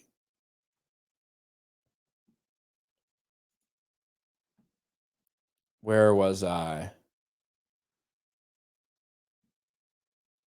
Oh my God. Fucking listen. This, of course, pops up immediately to the top of my fucking Twitter feed. All right. Junkman. Junkman is such a fucking troll, dude. Like,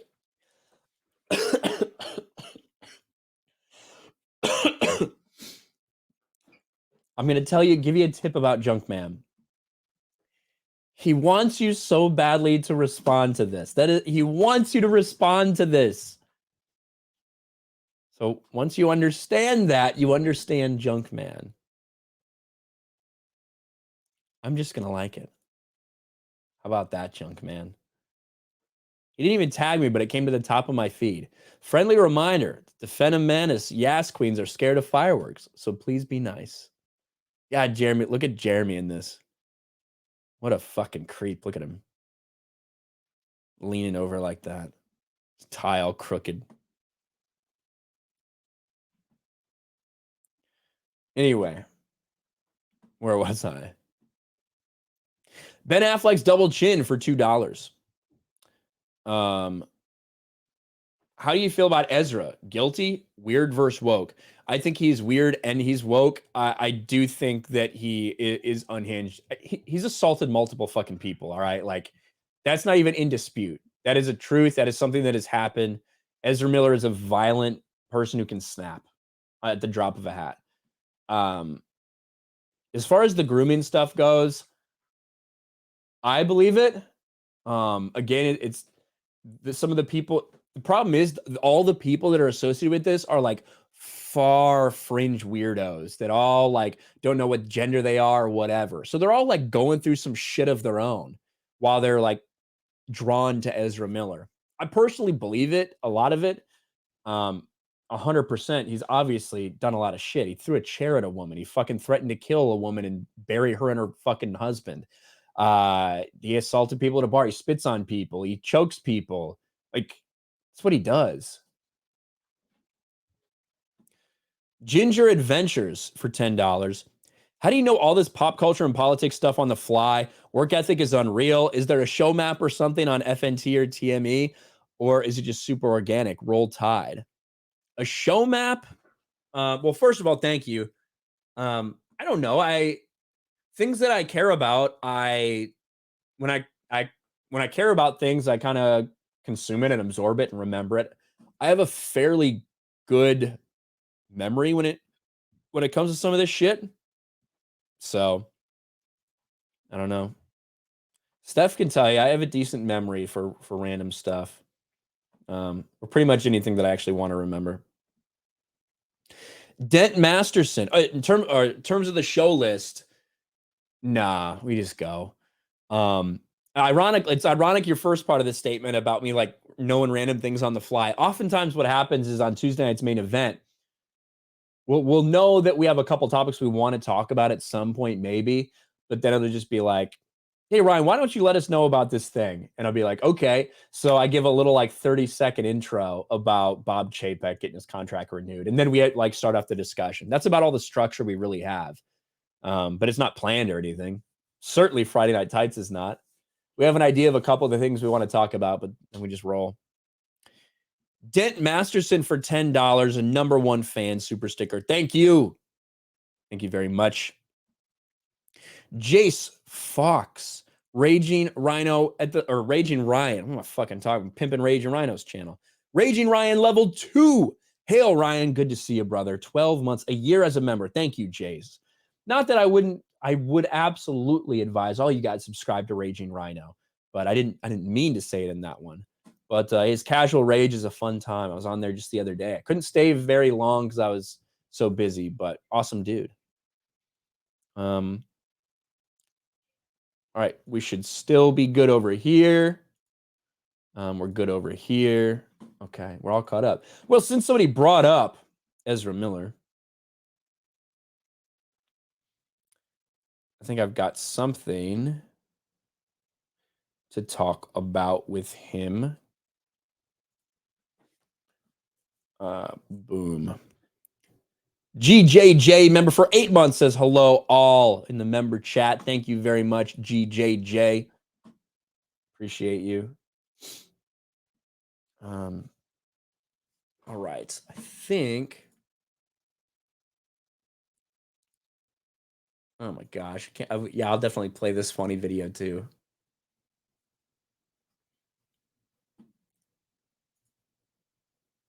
All right.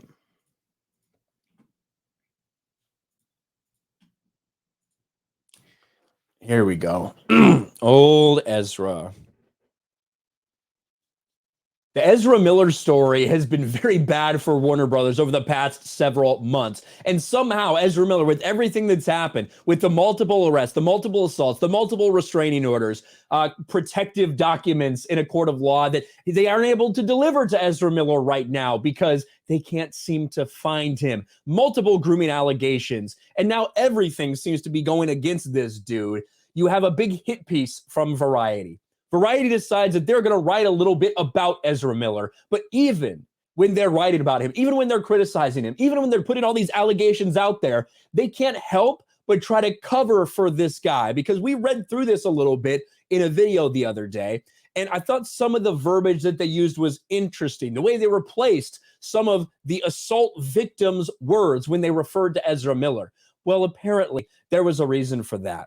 Variety edits quotes of woman allegedly attacked by Ezra Miller to accommodate the actor's preferred pronouns. Now, we have seen Ezra Miller, a biological male, a man who identifies as non-binary or transgender when it's convenient for him, like when he's getting arrested and he doesn't want a man to be the one that's like patting him down or whatever. We've also seen Ezra Miller in leaked DMs like intentionally misgendering people. This dude does not give a shit about any of that. It's all insanity when it comes to Ezra Miller. But the media, even when they're doing an expose on Ezra Miller, they can't help but protect his preferred pronouns. Variety edited the quotes, and it exclusively got from a woman about the incident where she was choked in Iceland by actor Ezra Miller, replacing her references to Miller as a male with Miller's they-them pronouns. So keep this in mind. A woman gets assaulted by a man, gets choked by a man, and she describes the act of this man assaulting her. But Variety edits that out because they want to be nice to Ezra Miller. Variety edits that out because they don't want to be mean to Ezra.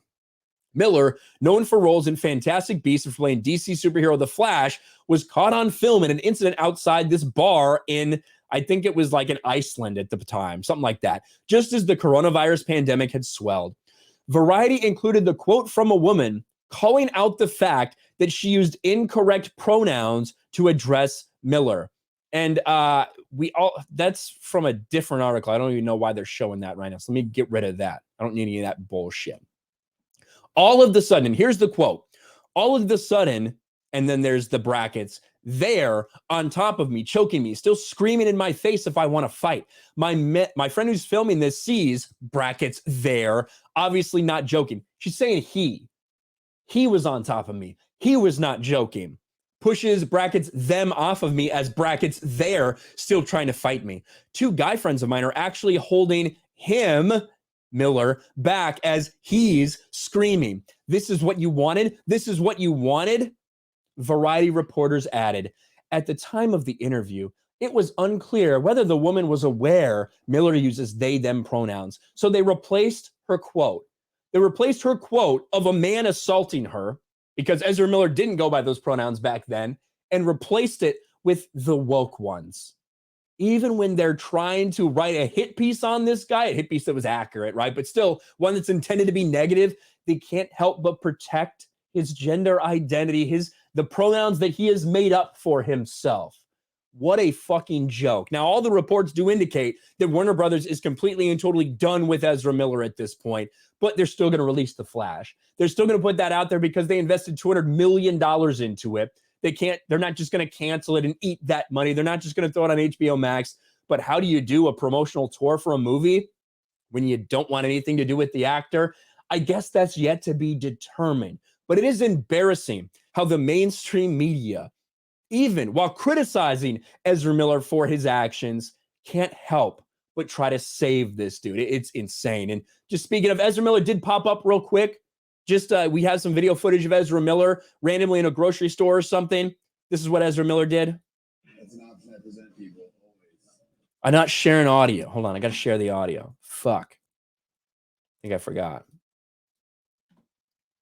That's an option I present people always. Hi. And always just knock you out, and then you won't have to panic. Right, you just gotta knock You just people let me out. know. Yeah. No? Yes? What? There you go. Ezra Miller randomly seen in a grocery store saying, if you feel nervous around me, I can always just knock you out if you want me to do that. He's probably joking, but I think a lot of people thought he was probably joking. He put his hands around that woman's throat. Ezra Miller is a deranged lunatic. This kid was probably too old for him to groom, if I'm being honest with you. It's a good outro for that video.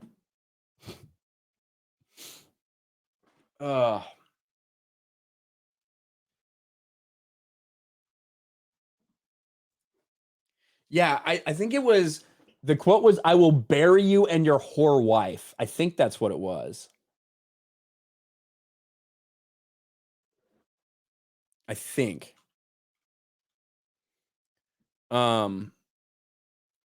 What's that guy's name? It's Peter Knight, 2800.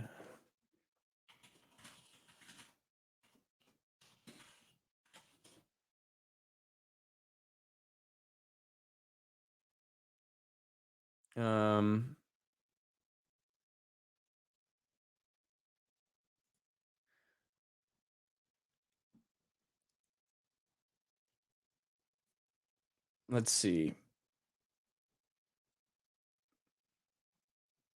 I'm trying to find out when that actually happened.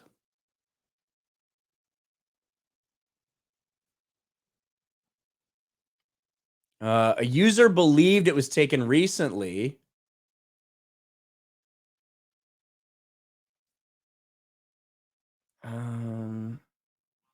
The fuck is it?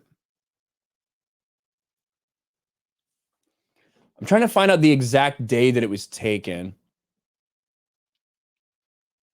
They think it's from like a year ago. So maybe I won't include that in the video. Damn it. I'll have to cut that out at the end, but that's okay.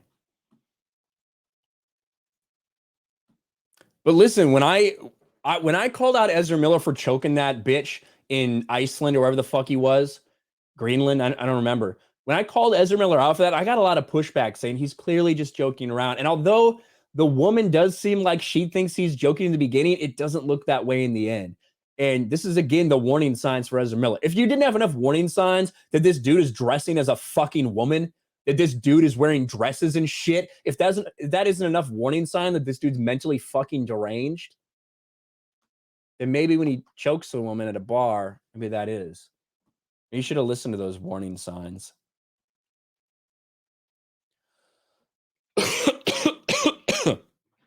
Fuck. Ryan exudes boomer energy right now. Why? Looking through that. Well, I was trying to find that guy on TikTok, but I couldn't even, I searched his username and couldn't find it. I'll try straight from TikTok. What can possibly go wrong? This fucking guy. Peter Knight. Here he is.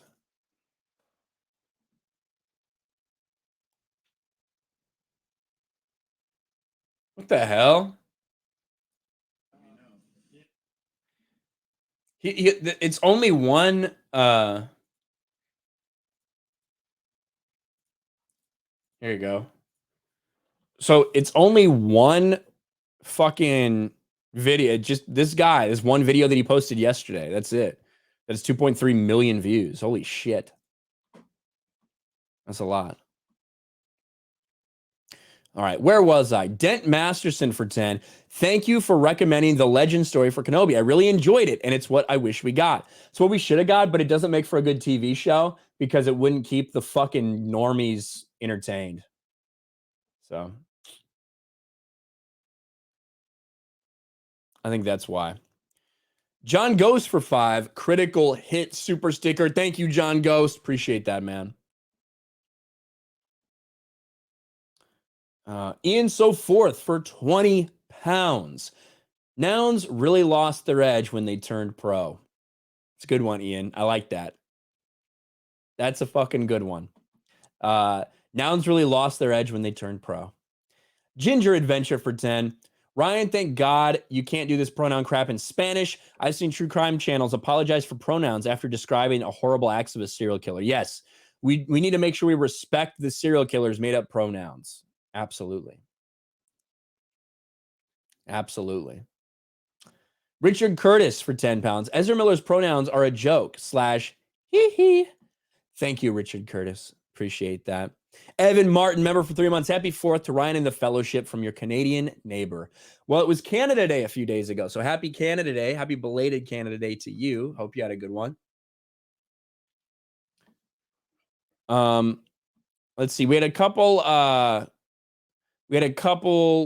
library coin donations from Firefucks over there on Odyssey. Thank you very much for those. Appreciate that. I'll read this one. How haunted do you think AOC's womb is after the dozens of abortions she's had? Should an exorcism cleansing be conducted on it before smashing? Yeah, I mean, I imagine that every morning AOC has in her smoothie Plan B. That's what I imagine. So it's probably all fucked up in there. The fact that AOC is an influential person in the political landscape is like insane to even think about. Someone like that stupid can have any sort of relevance. All right, this Amber Heard thing. Get rid of that. This one? Yeah, I can do this.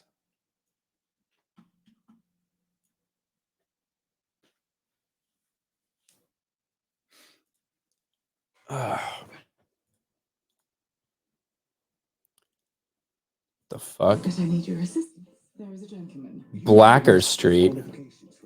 The hell is this? There's some very strange shit on streaming.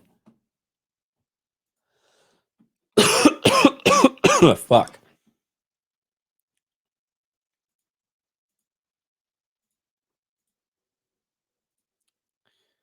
This is what I want to talk about now. I'm not going to spoil it. I'm not going to spoil it. Is Ron DeSantis your governor? Indeed. I live in Florida, so yes. Ron DeSantis is my governor.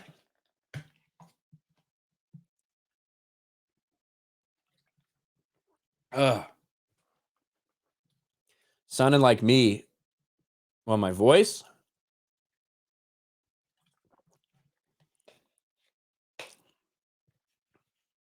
This will be spoiler free. I don't even know if I'm going to do like a real review or what, but I definitely need to talk about this show. Definitely need to talk about this show.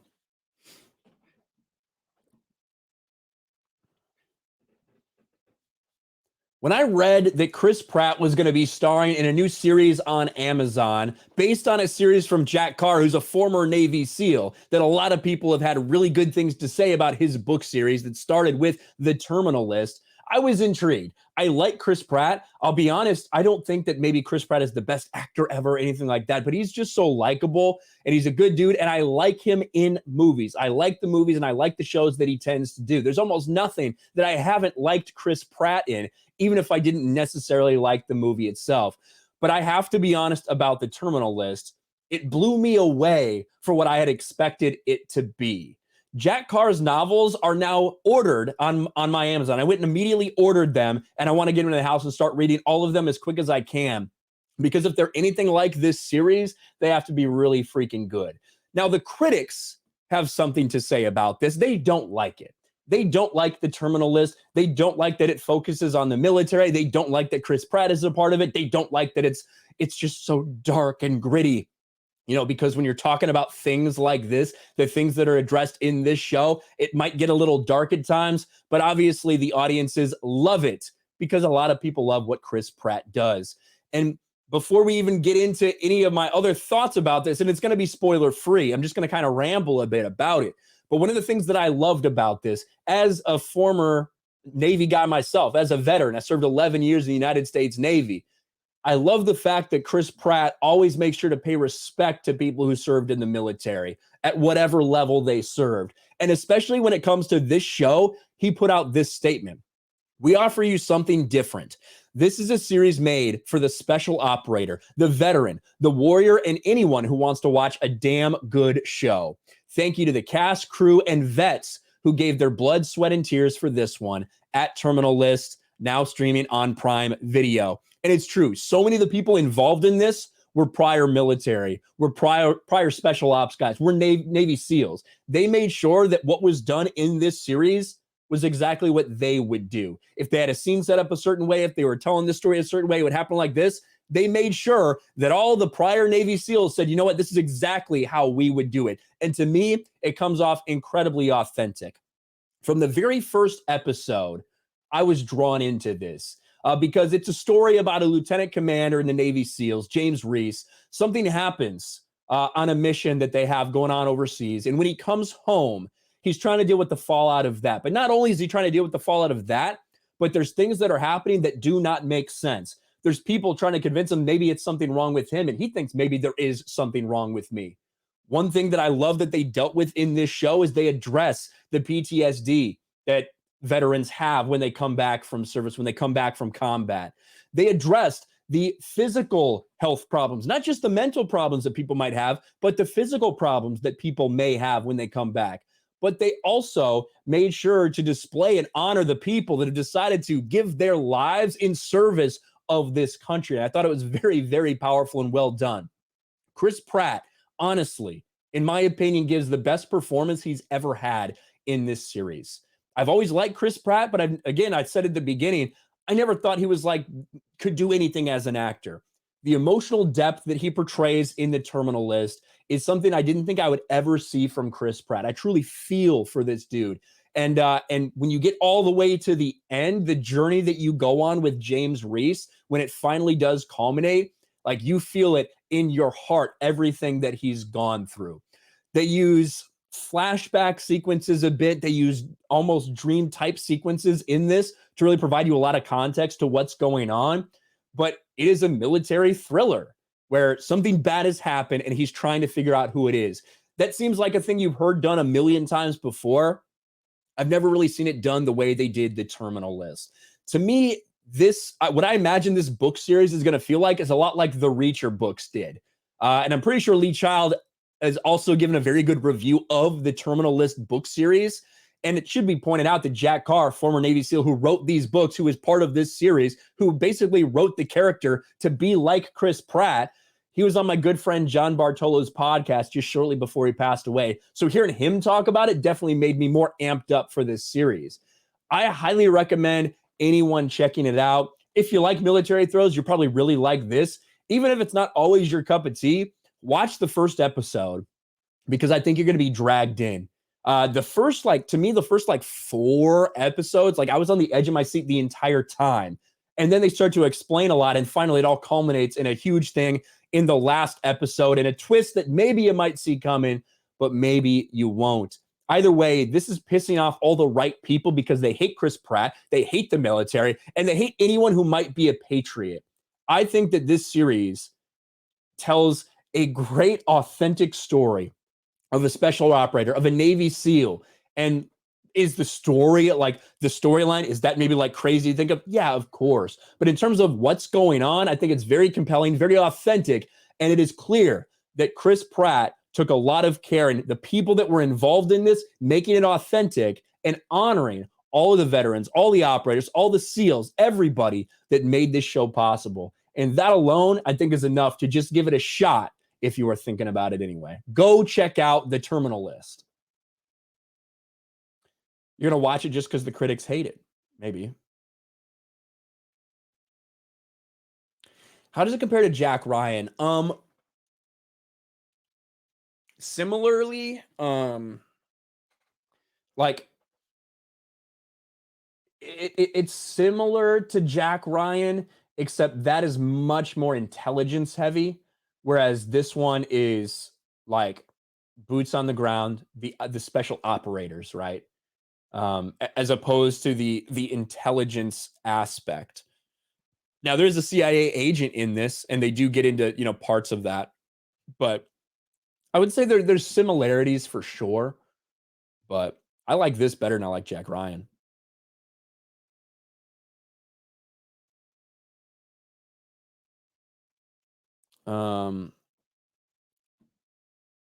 Oh hell yes. Sam Whitfield just actually retweeted that. Thank you, Sam. And I've heard that it's a little different. Jesus Christ. 69 for 69. Thank you, Cleveland, for reminding me of that. I like Jack Ryan. I like the Jack Ryan show too. It's hard for me to see. It's a little hard for me to not see Jim in that one. Like, to me, John Krasinski, I can totally not see Jim in A Quiet Place, but I just see Jim Halpert when I watch Jack Ryan, which is a little strange to me. But I do like the show. I think it's a million times better than Tomorrow War. It's a million times. No, that's not true. I think it's slightly better than Reacher. And I really liked Reacher. I think it's slightly better than Reacher. I think Reacher is a little more appealable to everyone, though.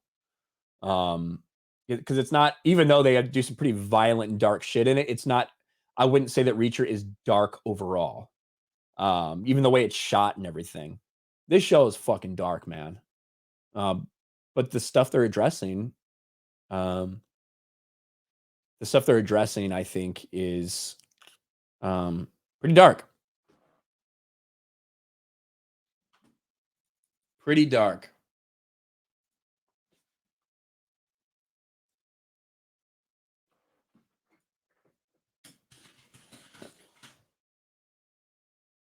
For sure. Check it out for sure. Yes, I'll probably click that on and try to make that a review. I don't do a ton of reviews, honestly, on this channel, but I may try to do it here. But we'll see. Usually I put them on the live channel. Mike Hill for 5. The critics could cut him some slack this once and appreciate the performance of Chris's career. This is the best performance of Chris Pratt's career. I agree with you. Now, I haven't seen every Chris Pratt movie, I guess. I actually did recently watch Wanted. I forgot that he was in that. It's pretty funny. I think the depth of pain and confusion and frustration and determination, like all those things that come to light from Chris Pratt in this series it's powerful. It really is fucking powerful. It's not the Chris Pratt you'd think you would see. That's what I'll say. What branches I was in, I was Navy. It's funny. Both, I would say the things that I've liked the most in the year of 2022 have been Top Gun Maverick, which is a Navy movie, which was filmed and set on Naval Air Station North Island, Coronado Island in San Diego. And then The Terminalist, actually. A lot of it takes place on Coronado, Naval Air Station North Island, or NAB, and like in San Diego. So it's pretty funny. That's where I was stationed. So The Tomorrow War is your favorite movie? I think this is like a fucking way better movie than Tomorrow, or way better show than Tomorrow War is a movie. I think it's really, really good. All right, what the fuck was I? Mr. Jones Speaks for 10. Awesome content, bro. Keep it up. Owning Hollywood one stream at a time. Well, luckily, eventually Hollywood's going to get so cheap everybody can own it. So we're all caught up on Streamlabs. We talked about that. We talked about Salon. We talked about Melanie McFarlane. Has anyone else liked Junkman's tweet?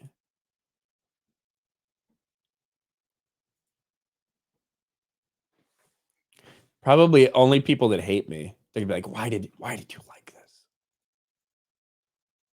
Doesn't he know? He doesn't even know he's getting trolled. That's probably what's going to happen. Oh, man. Probably what's going to happen.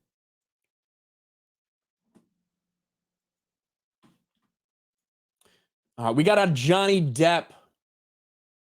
We got a Johnny Depp. You just discovered I'm live.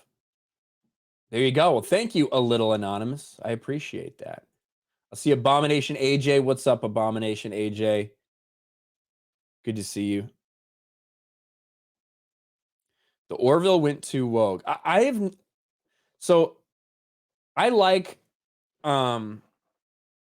not seen any Orville past season 1. I just didn't like it.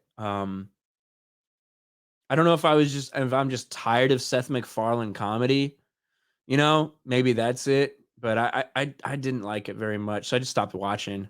It's not like I hated it. It's just, I just couldn't get into it. Oh, fuck.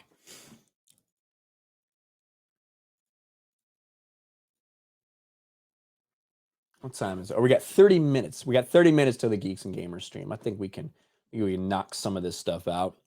First American to go public with monkeypox calls out the CDC. Look at this guy. That just looks like a zit to me, bro. Burger King employee who didn't miss a day for 27 years gets 30 grand in donations. Holy shit.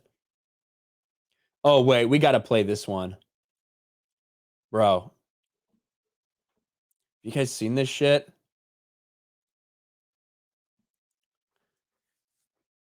This is so fucking funny. Forgot to share audio.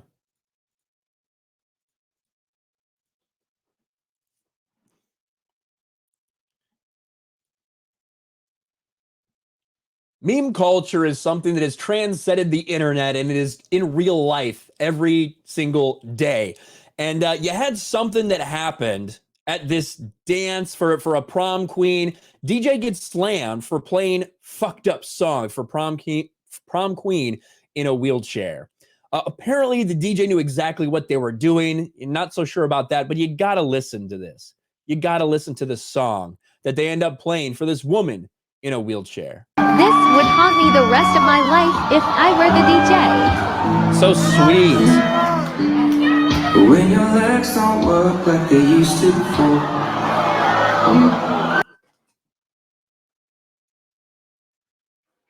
When your legs don't work like they used to before.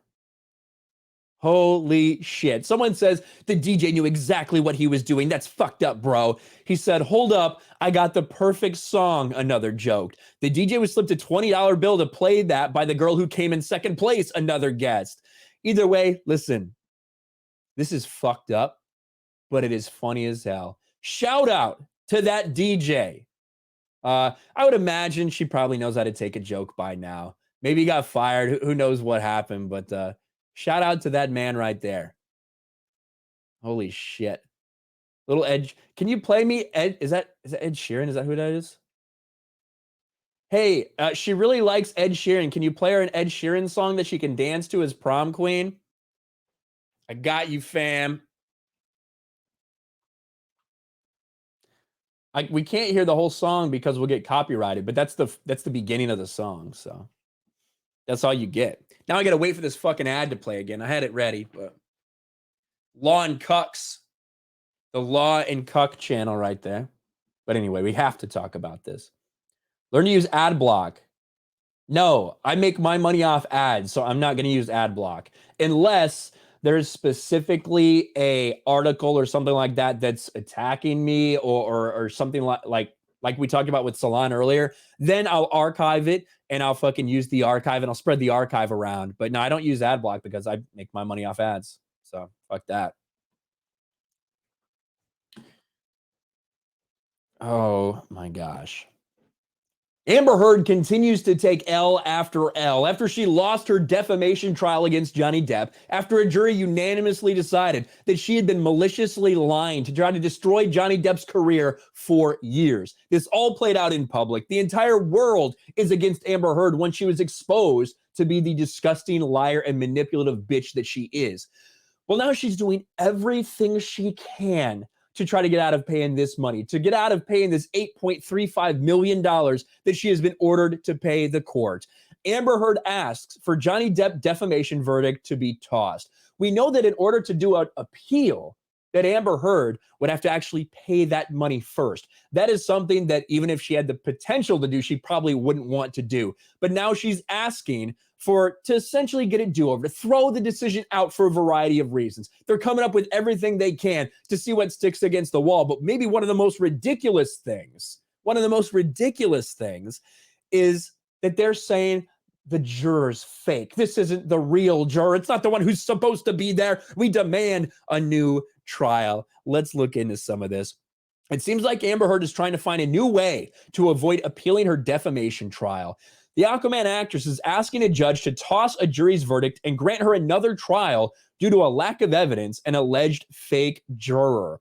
That's all about how much money it is. According to TMZ, the Zombieland actress wants a judge to dismiss the jury's verdict and start over. Earlier this week, the team filed a new legal documents in Virginia asking a judge to either set aside the jury's ruling or order a completely new trial. None of these things have any shot of happening. How ridiculous. Heard's legal team is arguing three main points. The first is which that Depp's legal team didn't have enough evidence to prove the statements damaged his career, even though a jury decided that they had. I'm so sorry, Amber Heard, that you don't like the results, but you didn't provide any evidence of anything. You didn't provide any evidence that your career had actually been damaged at all. You provided way less than Johnny Depp did, and the jury made their fucking decision. The second argument is along similar lines as the first. They argue Johnny Depp's career was already in jeopardy. He was set to make so much money on a new Pirates movie. He was set to make so much money in the follow-ups to the Fantastic Beasts movie, all this stuff. That all got taken away from him. That is a laughable thing to consider. But the third one was the most ridiculous. In one of the strangest twists in the highly publicized defamation trial between Amber Heard and Johnny Depp, Heard's legal team's arguing that one of the members of the jury summoned to court is not actually the person who showed up. They allege the court didn't do its due diligence in vetting its members. On paper, Juror 15's records show they were born in 1945. Apparently, Heard's team had been doing their own research on each member of the jury, and they concluded this person is much younger and might have been born in 1970. As such, they want courts to investigate this further. If it turns out that the person summoned to court was not actually the person summoned to the jury, it does present a strong argument to dismiss the jury's verdict and start the trial all over again. Now, even if there was some sort of mix-up and the place got sent to the wrong thing or there was a clerical error, there's no chance. There's no chance in fucking hell that they overturn and try to do a redo of this trial over that. Amber Heard simply is doing everything she can to avoid actually having to file an appeal. Because as we've heard so many times, she doesn't have the liquid assets to be able to do that. And in fact, Johnny Depp might seize Amber Heard's property if she doesn't pay him. She has a very expensive house. She has a car. She has jewelry. She has all this stuff that Johnny Depp could go after if she refuses to pay him. If she refuses to go on with the appeal, which she would have to pay that money first. Amber Heard's in a bad situation, and now they are getting desperate as hell to do anything they can to avoid paying these fees. Laughable for Amber Heard. Serious copium. Yes, I agree.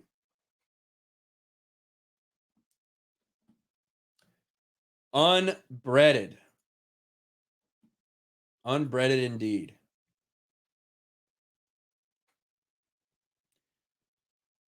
Refresh. That's good.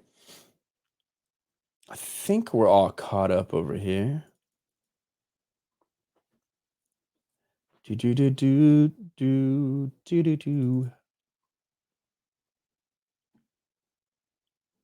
What is this?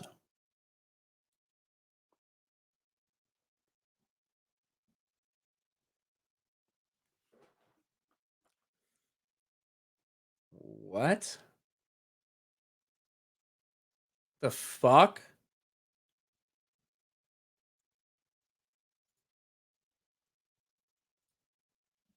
Oh, hold on. I gotta fucking look at this bullshit.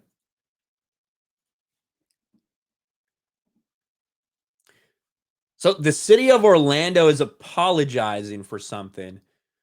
I live close to Orlando. I don't live in the city, though. The city of Orlando sincerely regrets the negative impact our words have had on some in the community. We understand these words offended some of our residents, which was not our intent. We value the freedoms we have in this country and are thankful to the men and women who have fought and continue to fight for those. We take pride in celebrating the 4th of July to express our gratitude to those men and women and honor the country we live in. What, who's being offended? Someone says, do not apologize for this, please. What is this? City News, July 1st. A lot of people probably don't want to celebrate our nation right now, and we can't blame them. When there's so much division, hate, and unrest, why on earth would you want to have a party celebrating any of it? But in all seriousness, you know in your heart, 4th of July fireworks are amazing, especially when you're standing in the 90-degree heat, 100% humidity next to 100,000 of your closest friends. In that moment, something takes over and we all become united in an inexplicable bond. Yes, America's in strife right now, but you know what? We already brought the fireworks. So I guess I don't really know who's upset. Is it the people who genuinely hate this country that are upset that they took a dig at them right here? Is that what they're upset about?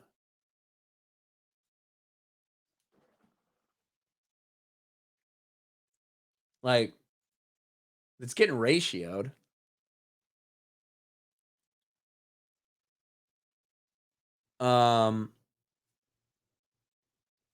Yes, that. Okay, so I think that I actually think that a lot of people had a problem with them basically saying this. That basically with the city news, the Orlando coming out and saying, we know there's a lot of you that hate America right now. Why would you want to celebrate? That is bitch made, to be honest with you.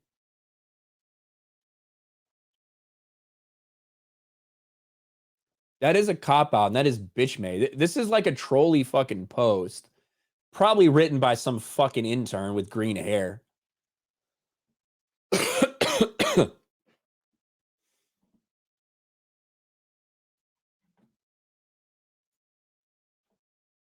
Very bitch made.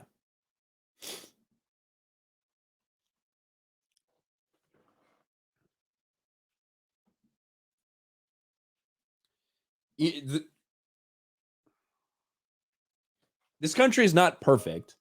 It never has been perfect. It never will be perfect, ever. Right? And I don't think there's really anybody that thinks that it is or thinks that it ever truly was. But to try to cater to people that despise America, right? They really do fucking hate America. They hate this country. They hate that there's anyone out there that has an opinion that doesn't align with theirs. That's what this fuck the fourth movement is. That's what those people were joking about in like trying to pander to in that. The people that genuinely hate this country, they don't want to celebrate the founding of it. You can find these people out there on Twitter. You can find them out there a little bit. Every once in a while, you see one in real life. They are not the majority. They are the fucking vast minority. The majority of people, either on the right or the left, wherever, still do, even if they might disagree with the direction of the country's headed, even if they might disagree with other things, they truly are still like they're proud of what this country does represent and what we should strive to be. And there's nothing wrong with celebrating the 4th of July. There's nothing wrong with celebrating your country. Fuck these people, man. These fucking pussies.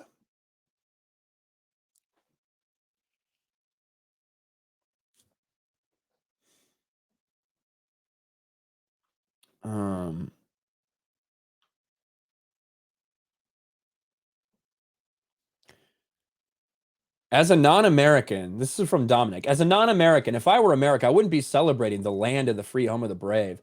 Because the way you're going looks backwards to everyone else. Well, I don't really know where you're from, Dominic, but I can almost guarantee that as bad as free speech is in our country and things like that, as much as they're attacking a lot of the freedoms we've had in this country for 250 years, it's still probably far superior. Like, unless you're living in, like, I don't know, maybe some specific parts of Eastern Europe, maybe. But yeah, compared to the rest of the world, even as bad as shit's going here, in terms of free speech, if you're in Europe, you can get arrested for a mean tweet. So, not sure. But you have to let us know where you're from. Because I've been hearing people say that you guys look backwards to us for a long fucking time now.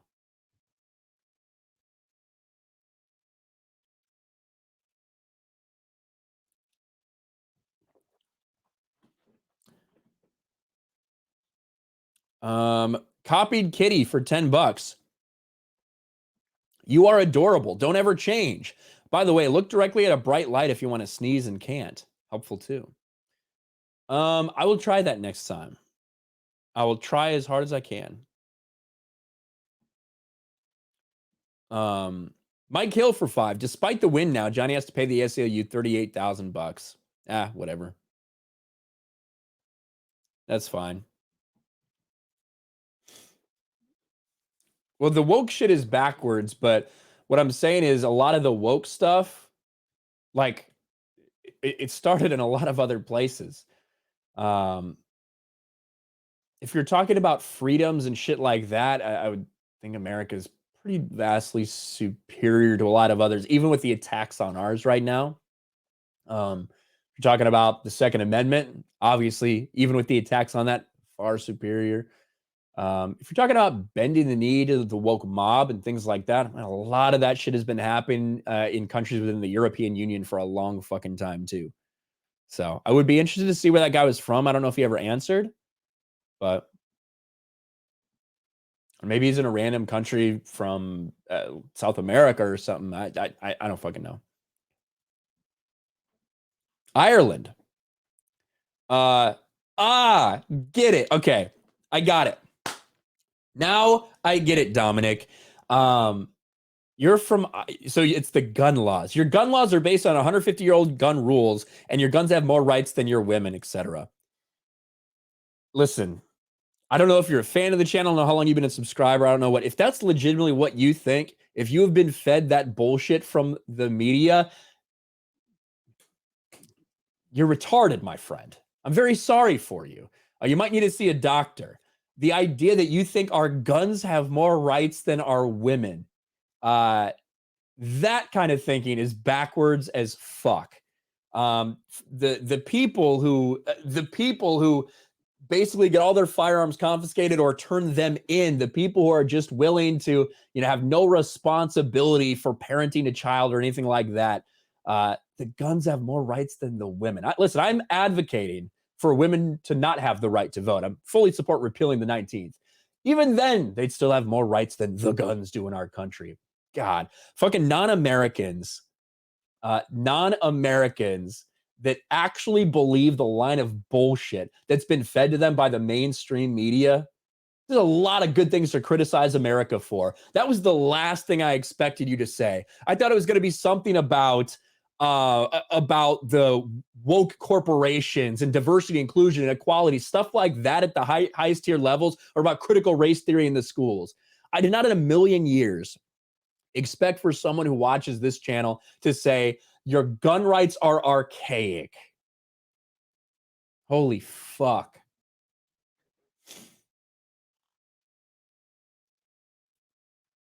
Guns aren't allowed to kill people, says Nerdrotic.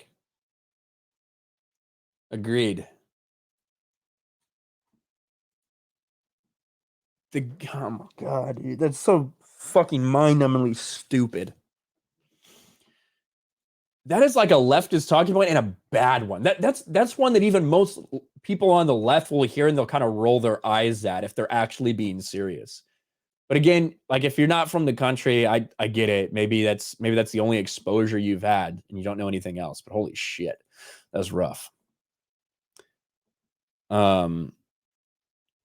Fantastic Mr. Knox for Aussie $5. Some European countries ban and can get you arrested for using memes, yet have the gall to say America is oppressive. Oh, there is 100% oppressive shit about America. No doubt, right?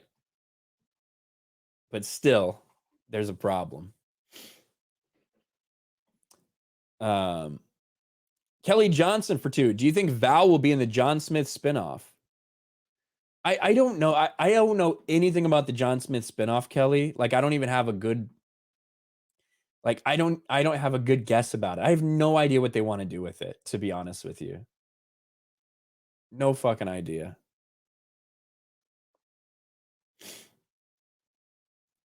All right. Speaking of idiots, this is a good transition.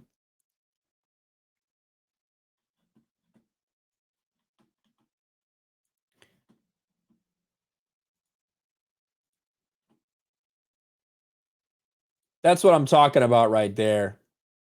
AJ speaks. I'm a girl. Repeal the 19th.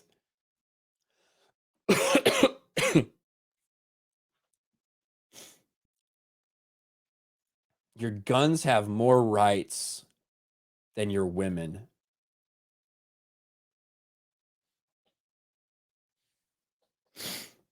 That is like TikTok shit.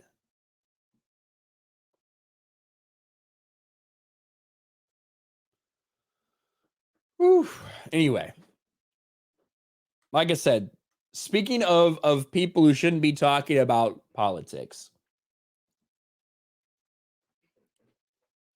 it seems like Mark Ruffalo is determined to make himself look dumber by the day because each and every statement that comes out of this man's mouth is worse than the last.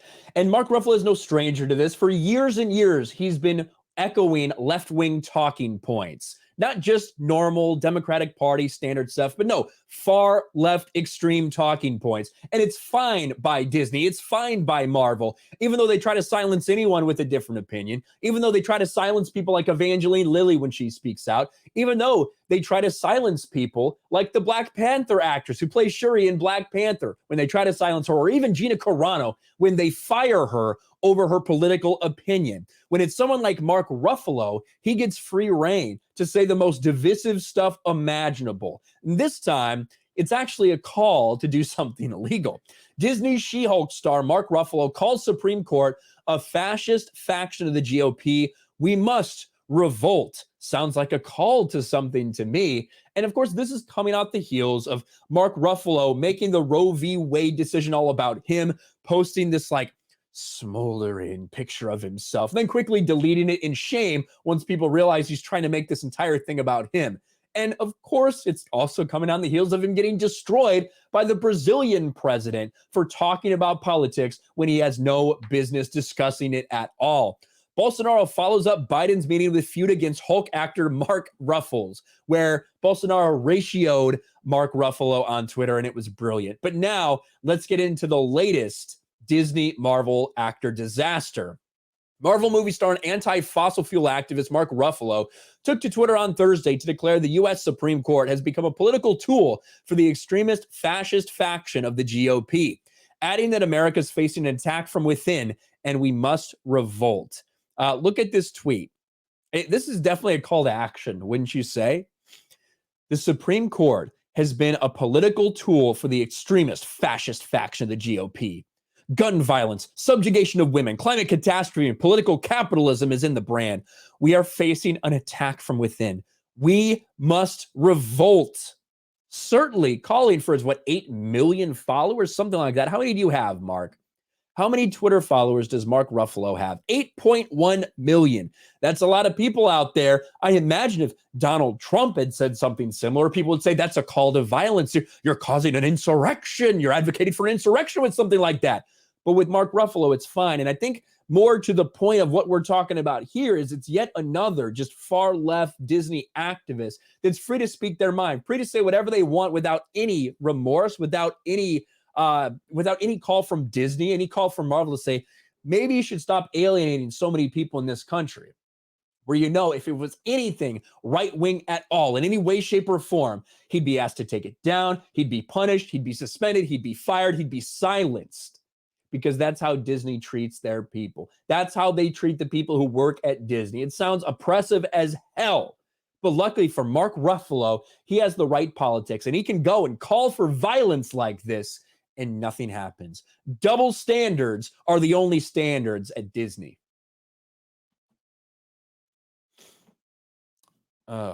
Mark fucking Ruffalo.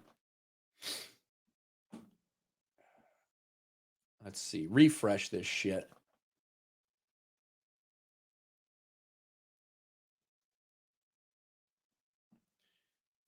Uh, 8.1 million followers. It means about 500,000 non-bots. I don't know.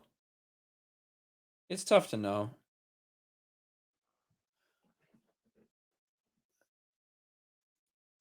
It's tough to have a good idea about that stuff. Everyone I don't like is literally, yeah, basically.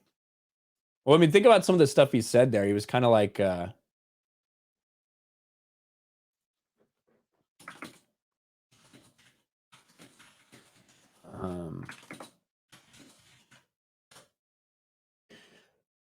was typing. I forgot what I was going to fucking say. It'll come back to me.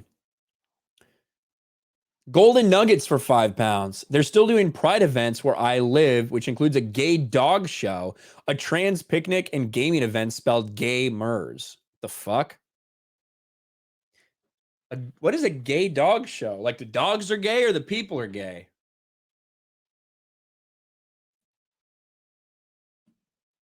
A gay dog show.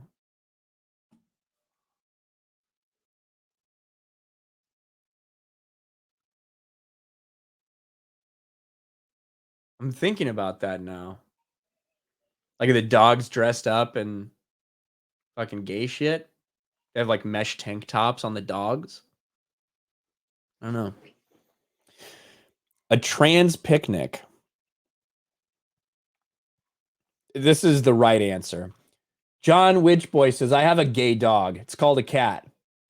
That is a great response. That is a great response, John. Kelly Johnson for 2. Ryan, do you think the Navy brass are a bunch of sellouts? I mean, some people are. Obviously, all of them are very out of touch, you know, with almost no exception. Sellouts, to some extent. I think there's a lot of people who have gotten there and are trying to do what they think is right within the limits. But yeah, a lot of them are sellouts. There's no doubt about that.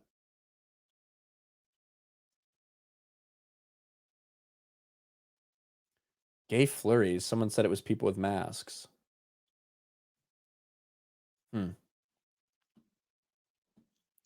Well, one last story involves someone in the UK. So maybe it's apt.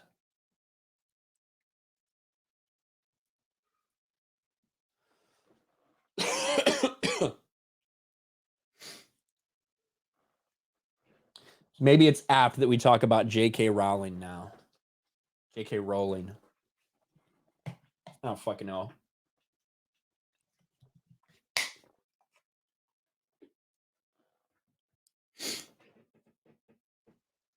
We've seen a clear double standard on social media when it comes to enforcement of the rules. Because if you're part of one side of the political aisle, if you're the approved narrative, you can pretty much do anything or say anything you want, and there are no issues with it. But if you don't have the approved narrative, if you step outside the bubble, even if you're not a conservative, maybe if you're someone who is an SJW, is a far leftist, whatever, but you just have one opinion that doesn't align, you are no longer protected by this social media oligarchy. J.K. Rowling is finding that out once again. J.K. Rowling targeted by apparent pipe bomb threat from trans flag social media account. When you let these people, when you let these freaks with pronouns in their bios, these literal fucking lunatics, when you let them just run wild and do whatever they want and dehumanize people however you want, and you don't apply the same rules that you would to anybody else, if I say something mean on social media, I get banned immediately. But people like this are allowed to put literal threats up there, you know something is completely wrong. But this is what happens when you have all of social media controlled by people that believe the exact same things and will tolerate nothing else. A social media post by an account with a transgender flag in its name appeared to threaten or encourage the bombing of trans-critical author J.K. Rowling's home has generated significant outcry online. And I would say that she's not even like like J.K. Rowling supports transgender people. She simply does not acknowledge them as biological women and says there are differences. That's it. But that is too much for some people to handle. Outcry and calls for police intervention have emerged after trans-critical author J.K. Rowling appeared to be threatened with a transgender flag. And here it is right here. Shane. Fuck Fingal, I guess, with the trans flag right here. My family's address covered, so which she blotted out, a pipe bomb and a picture of a bomb-making handbook. The account remains active naturally. # be kind.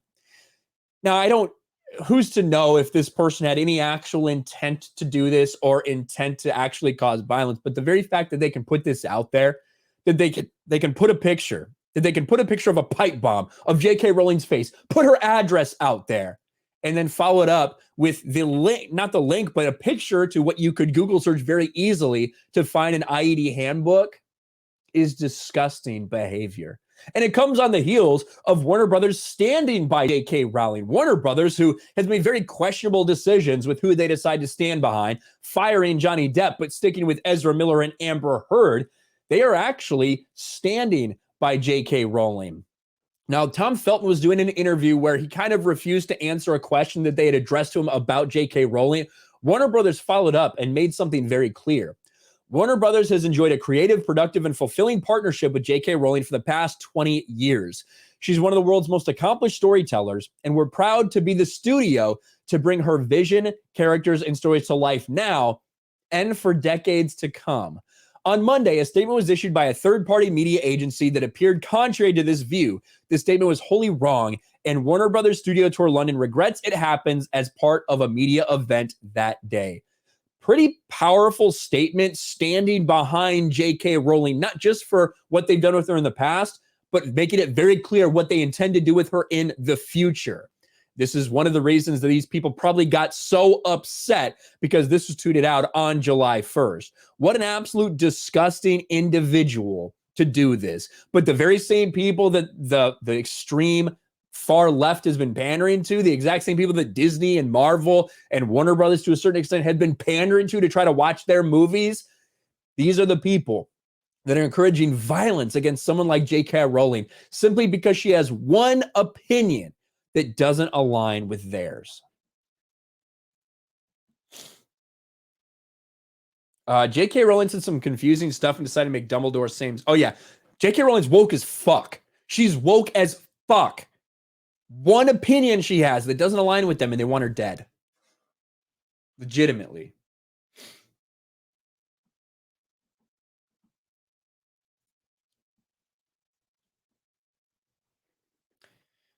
Kelly says, for 2, Ryan, the orange doofus should step aside for DeSantis. I personally think DeSantis would be the best option. I don't think it's going to happen because I think Trump will run. The Happy Plague Doctor for 2, it's an old Cheech and Chong joke. It's a pink cut. It's a punk cut. Thank you, the Happy Plague Doctor. Appreciate that. Let me make sure we're all caught up here.